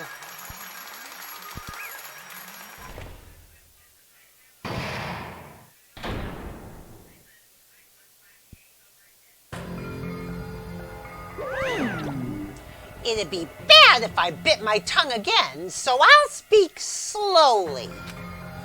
Judging from the results, you guys were correct once again. Getting 4 in a row without any mistakes is a splendid achievement. That's right, the one who killed the robotic Nekomaru in the amazing funhouse was Gundam Tanaka! Nice! Yay! I said all that without biting my tongue! Now then. Now that we've decided who the killer is, let's do the execution already and get this over with. Hold on. It's true the class trial is finished, but that doesn't mean the incident's over. We can't finish it until we hear it from Gundam. Jeez. No matter what he says, it won't change a thing. Well, I have no right to stop you either, so do whatever you like. Fall, my tears. Why do you want to talk to one who has lost? The loser merely leaves. It would just be unnecessary for me to say something. Listen well. Is what I would like to say, but for honor's sake, I shall correct one thing. Correct? You guys said I made Nekomaru powerless without fighting him. That, however, is a great mistake. Huh? Fine. Nekomaru did fight. That is no mistake. And because he fought, he lost and died. Damn it! Lost and died? This, too, must be the will of causality. If he was just trying to cling to life, there are many ways he could have done so. However, he did not allow that. You. What do you mean? Explain! Fine then. Then I shall reveal it all. Let's make history. Within the final dead room, I discovered the secret of the funhouse. And I devised a killing plan utilizing that secret. By tampering with all the clocks in the building, I succeeded in luring Nekomaru to the tower. And this is what happened.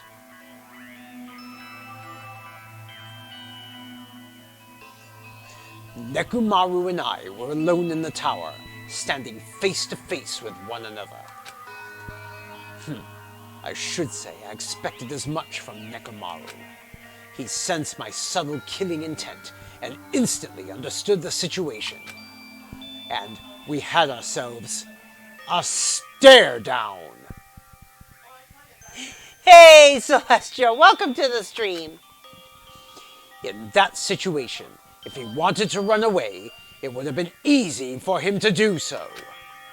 He could have run away or even called for help, but he did not turn his back to me.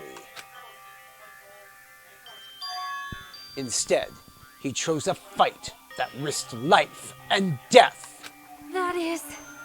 A fight that risked life and death? Let me tell you He was this. serious too. He gave it his all to try to kill me. Huh?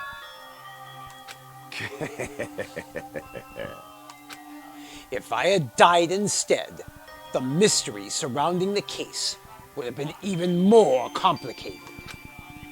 You would never know why I, the victim, went to the tower by myself. I can see it! Nobody would know that the victim, me, was actually the one who planned the whole thing. Could it be? Nekomaru really did that?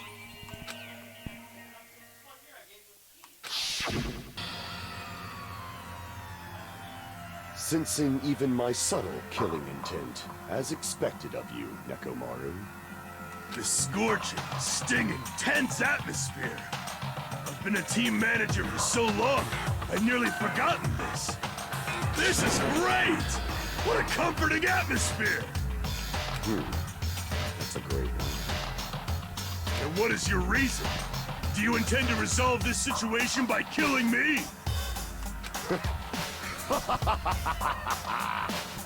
I am the Warlock, Gundam Tanaka. Heroes, Lords of Darkness, and even the gods themselves flee from me. I need not cling to any trivial reason. I'm simply going to kill you because your very existence is an annoyance. Oh? You'll drench your soul with evil until the bitter end, huh? Splendid!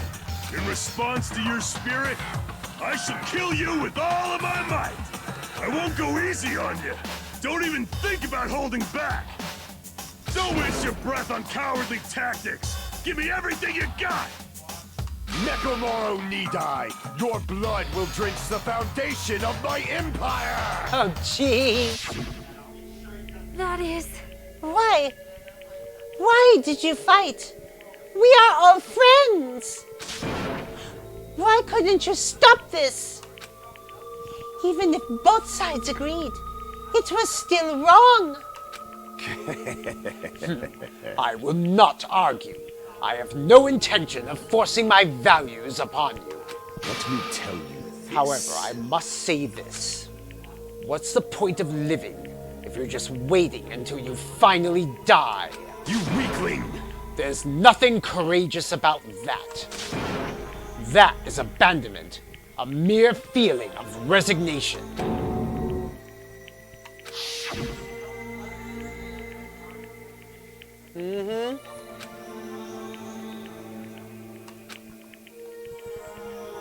Uh-huh.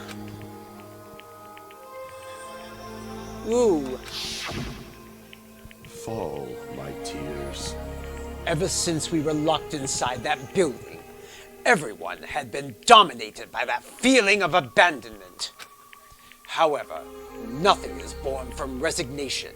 That is simply a reason to give up. If you flinch, you will die! Giving up on life, that's just an insult to life itself.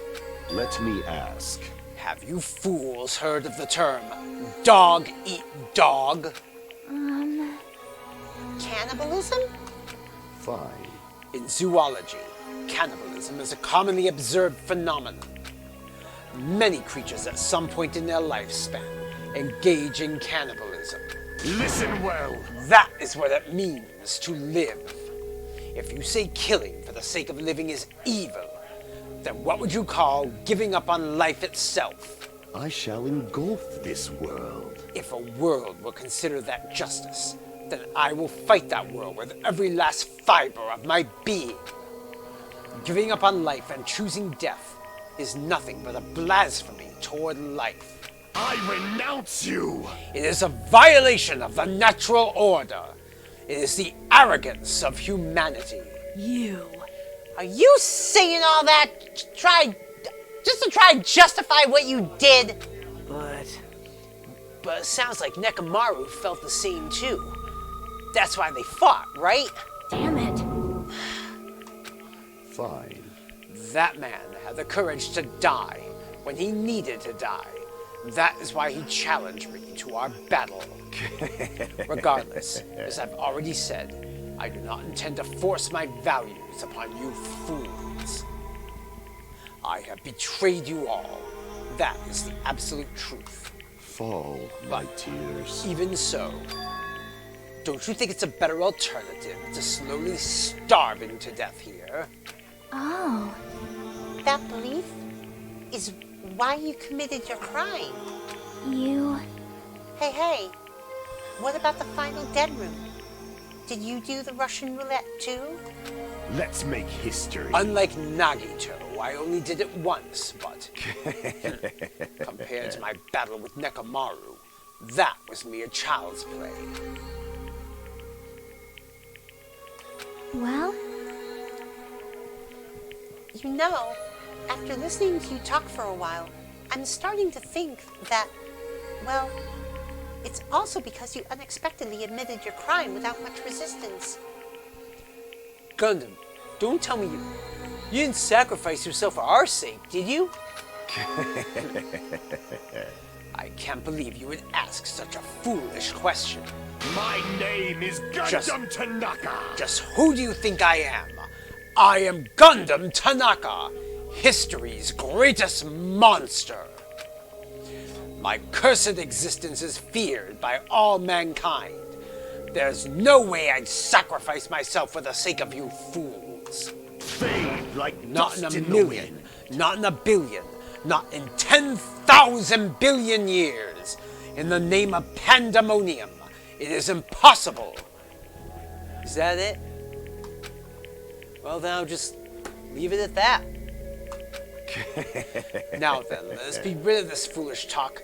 It's about time the fun started.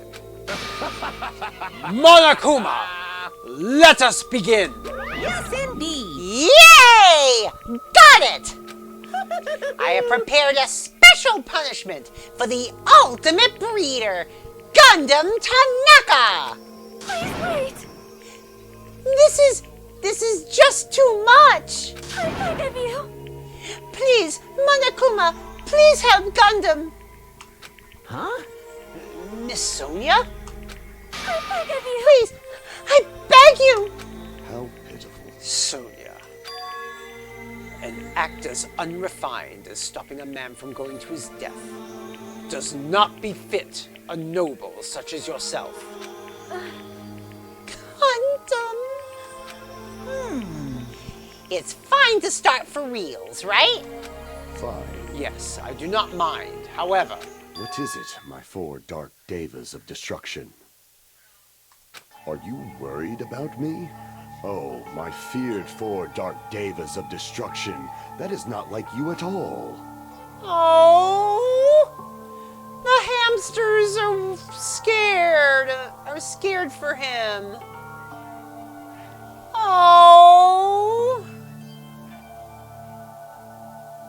Aw, the hammies, I know. However, there is no need to fear. In this world, I am only a temporary visitor.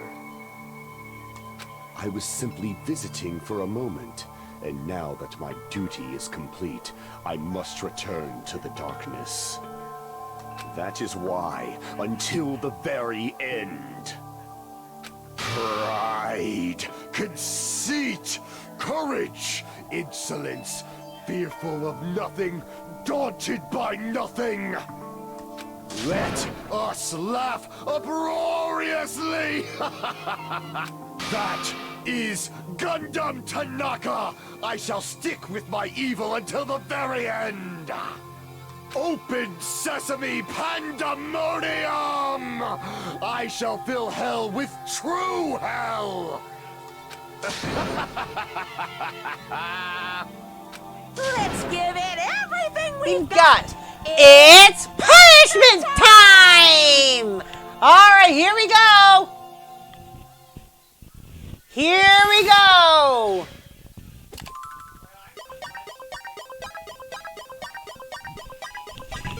It's punishment time!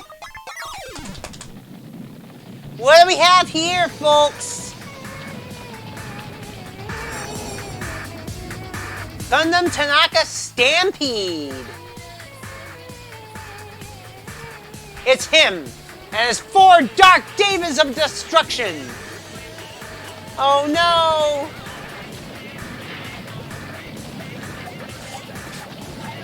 Draw the ward! Quickly! Will it work?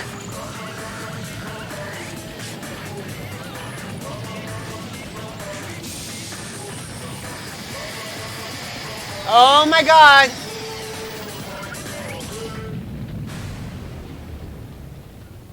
Nope. Oh. Oh.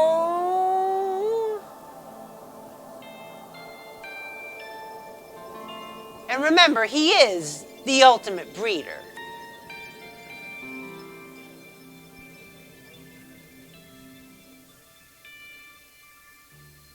Oh.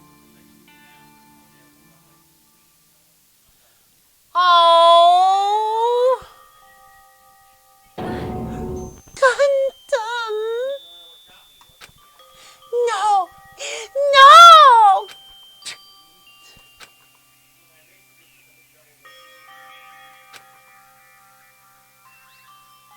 Even after Gundam is gone, the spirit of his parting words still linger deep in our chests. Don't give up on life. Did I misunderstand what he meant? Then what's the right thing to do? I don't know. No matter how much I think about it, I don't know if I'll ever be able to answer that. Damn it. Damn it! I'm so pissed off! I need to throw something! Damn it! You all spend so much time worrying about each other, and thanks to that, things ended up like this. You're all full of shit! Every last one of you! But the biggest piece of shit is me. Worst. Damn it! Why am I so weak?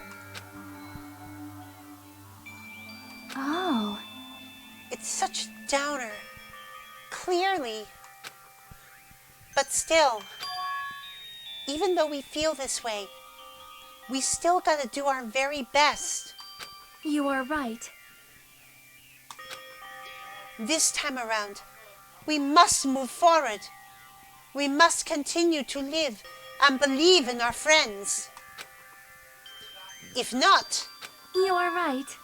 Gundam will most likely crawl his way out of hell, and I presume he will be very cross with us. You're right. You're right. We shouldn't just stand here. I mean, it's not like this is over. We still have to do it. We still have to finish this. For the sake of our friends who have died, we need to finish this once and for all. So, don't just stand there. Stand up and walk. Move forward. Live. If you don't, everyone who fought and died will have died in vain. We can't allow that. Hey! So, how long are you guys gonna stand around chattering? The class trial is over, so it's okay for you to hurry back over to Jabberwock Island. However, the killing school trip will proceed as usual, so make sure you know that. Wait, hold on! How much longer are you gonna keep doing this? Seriously, how long is he gonna keep doing this? How long is this gonna continue? Now then. All right, after feeling down for so long, I finally feel refreshed. Let's hurry back and eat some food. Hey! But hold on a sec. That mood shift is too damn fast. It's not like that. Well, you know, it's like Gundam and Nekomaru said. That's what it means to live. Right? Huh. She's certainly something else. But seriously, I'm starving. Hey. Then let's go back for now and eat. And then, after we're full, let's sleep as much as we want. Right? And then let's do our best again. Yeah, you're right. With this, the class trial has come to an end, and once again we return to Jabberwock Island. The size of our group is definitely diminished. But despite that, even if it was just the rest of us, we did our best to stay upbeat and have fun together. Of course, our optimism was only superficial. But at that moment, we were able to forget about the dark despair looming before us.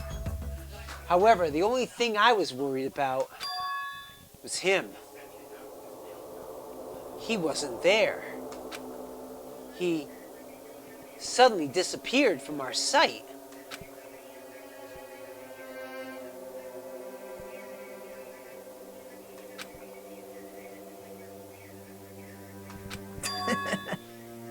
Yep, I'm definitely lucky. I never expected to obtain so many valuable things from a simple game of Russian roulette. Thanks to that, I was able to learn the identity of our true enemy. And before everyone else does, too. But it's just too funny. I mean, no one could tell that I was lying. There's no way the file had just Hajime's information. Well, I guess they were too busy with other matters. Or maybe they've reached their limit.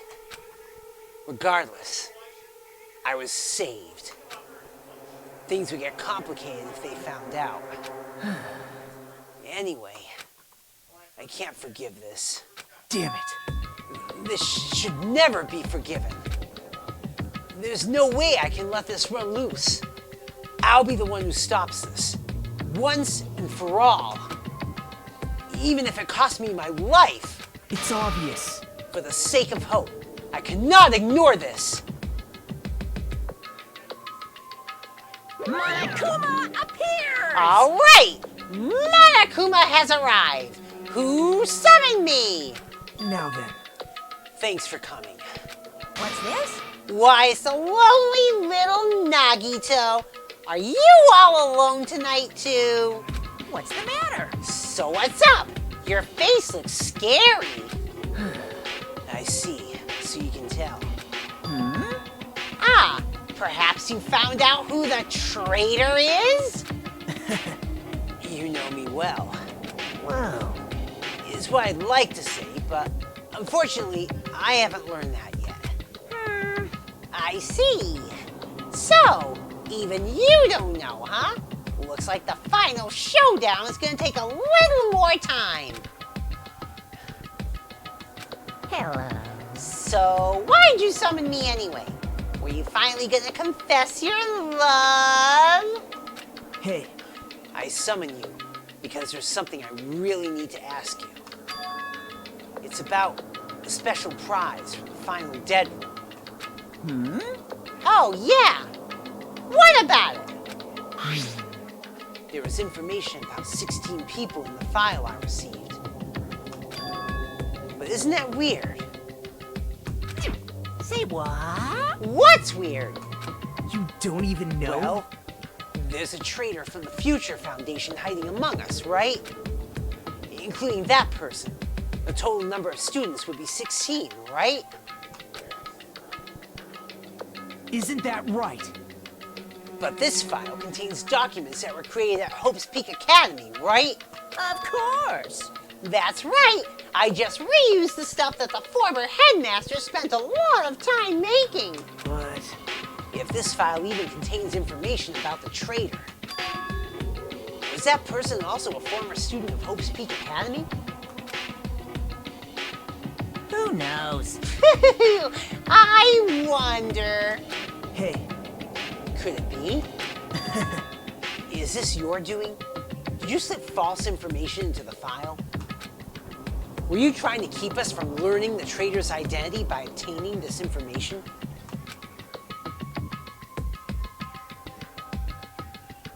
What's wrong with that? If it's my job to heat things up, it's okay if I do something small like that, right? Well, that's not my point. right? My point is, you already know who the traitor is.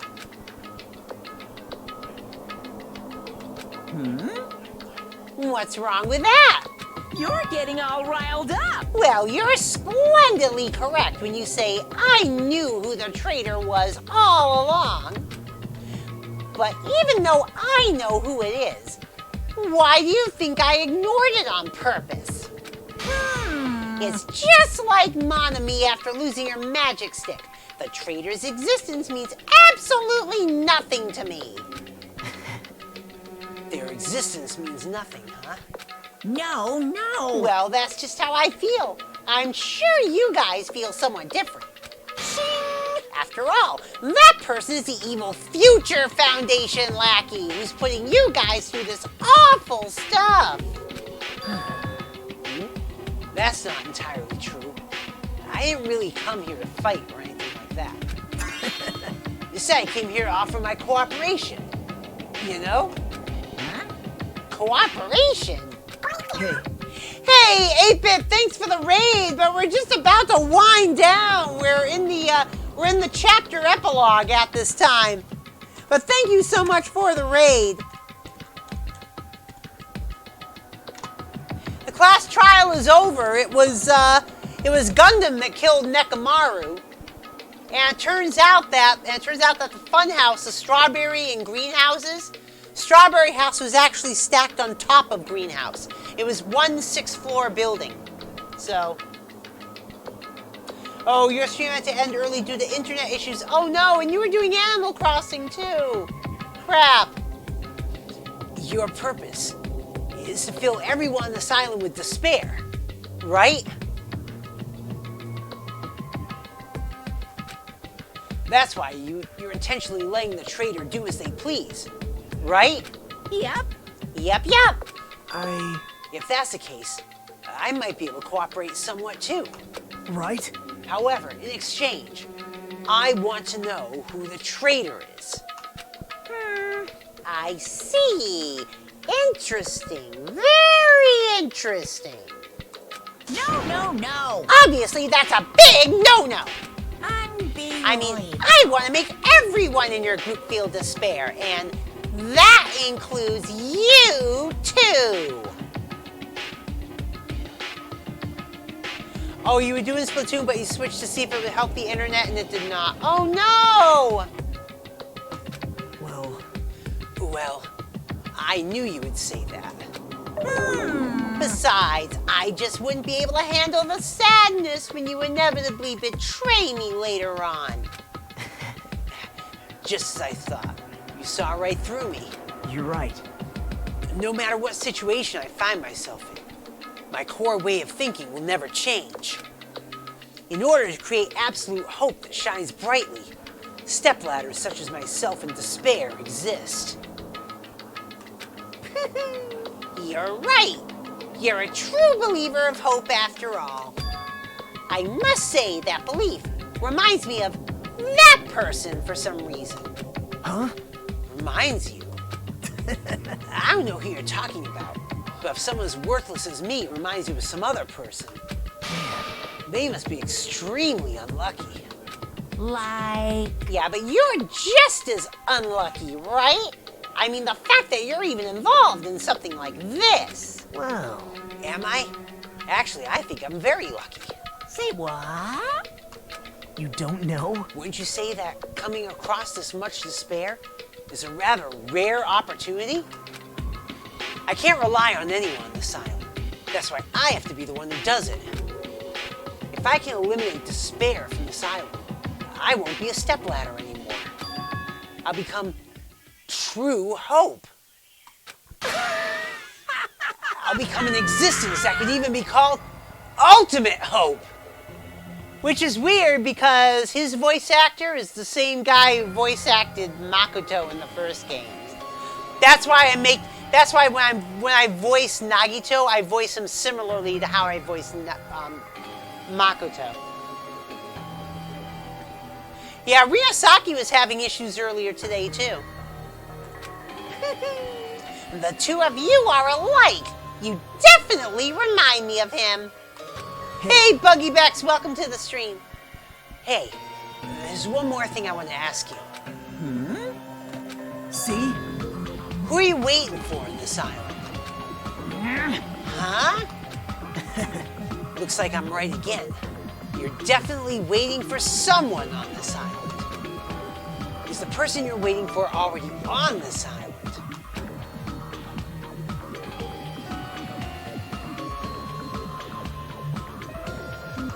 Hey. Well, answer my question. That's... If that's the case, if that person is already on this island, wouldn't that be exciting?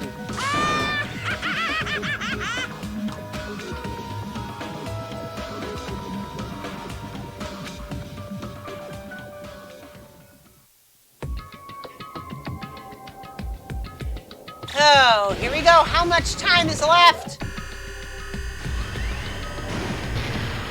Let's see the timer. It says 5 days left.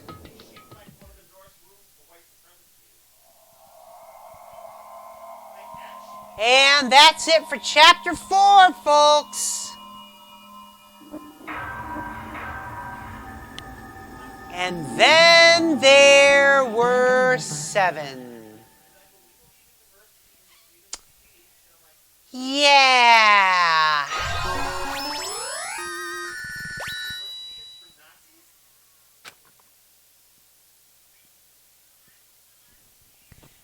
So let's save in the same spot, overwrite.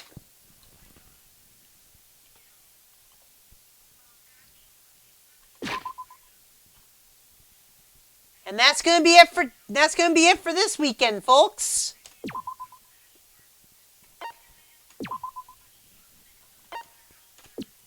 Danganronpa.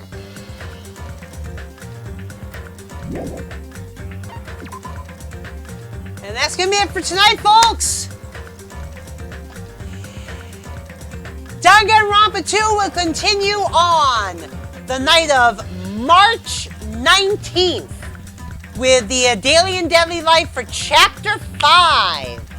So for more Danganronpa, come back on March 19th. And the reason why, there's a reason why, folks. And that reason is going to become clear very shortly. But first, let's go through the credits tonight here, because we've had a fair amount of activity tonight. We had some raids, we had some hosts. We had hosts from Epic Xander and Yuki-chan, both of whom stream. Epic Xander was last playing Splatoon 2. And he is a very energetic Octoling. He also usually has a voice chat going with other streamers as well. So follow Andrus up to him there. And of course, and like I also said, AC Yuki-chan also hosted us. She was last playing Genshin Impact, so follow and sub to her as well. We had 2 raids tonight. We first had a raid from, can you send a friend request? If it's for Splatoon, you're still on probation, Woomy Brigade. When it comes to that, you're still on probation. Sorry. Give it some time. Give it some more time. All right. Our first raid was from Ranko Ashino. And she was doing a nighttime stream of Animal Crossing tonight. She also does Splatoon. She also does Link to the Past Randomizer. And every Monday she does Mario Kart Wii. And sometimes we join her on that. We will be joining her this coming Monday as well. So, And that will be our next stream, by the way. So join us then Monday at 8:30 a.m. Eastern Time.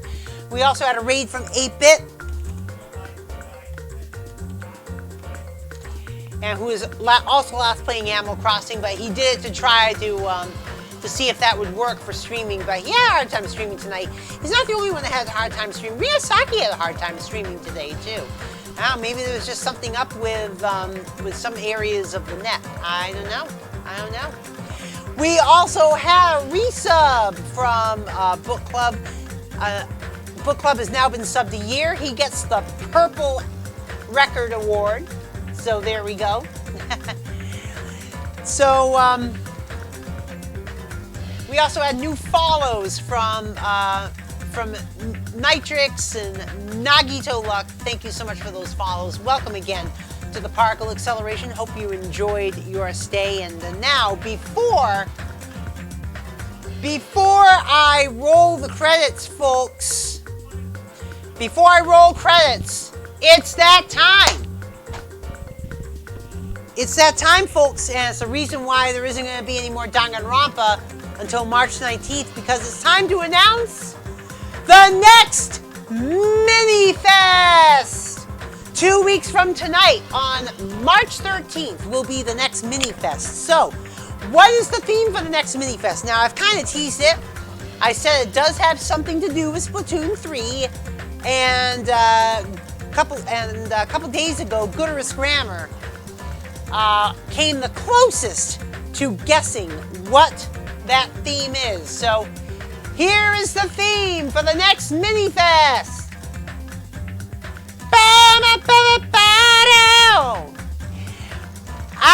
Yes! Which city so far do you have a preference for? You know, regardless of the fact that Splatoon 3 is coming out and takes place in a different city, that being Splatsville, you know, just in terms of aesthetic and lore and just general atmosphere, which city do you prefer? The Inkling capital city of Inkopolis, or the chaotic city of Splatsville? Voting will open next Friday. That will be March 5th, folks. Voting opens for the Splatfest, for the Mini-Fest on March 5th. And we're going to go back to the old way of voting, by the way, because our attempted secret ballot last month did not work. So we're going to go back to the old way of voting when voting opens on March 5th. So you'll have to vote. You'll make sure to vote. Yeah, be sure to vote. I mean, like I said, even if you don't splat in the Mini-Fest, if you at least vote for the winning team, you get a gift sub. If you do choose to splat and your team ends up winning, in addition to the gift sub, you get a $10 Nintendo eShop gift card or regional equivalent. For example, Rinasaki in the UK, that would be the £15 eShop gift card. So yeah, folks. So that's going to be the next Mini-Fest.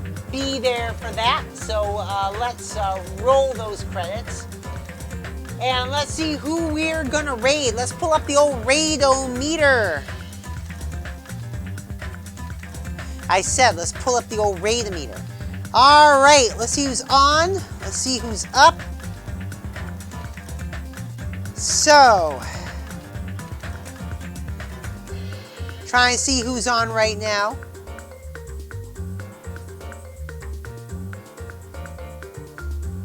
All right, let's go and raid.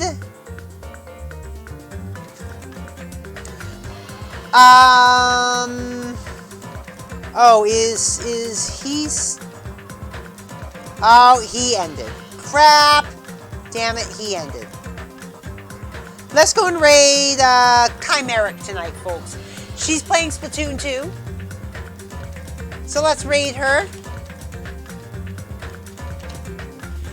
And until Monday, folks, you know what to do. Follow and subscribe. Join the Particle Acceleration. You can also join us on Discord. That's ! Discord in the chat, or just scroll down to where it says join the Particle Acceleration on Discord.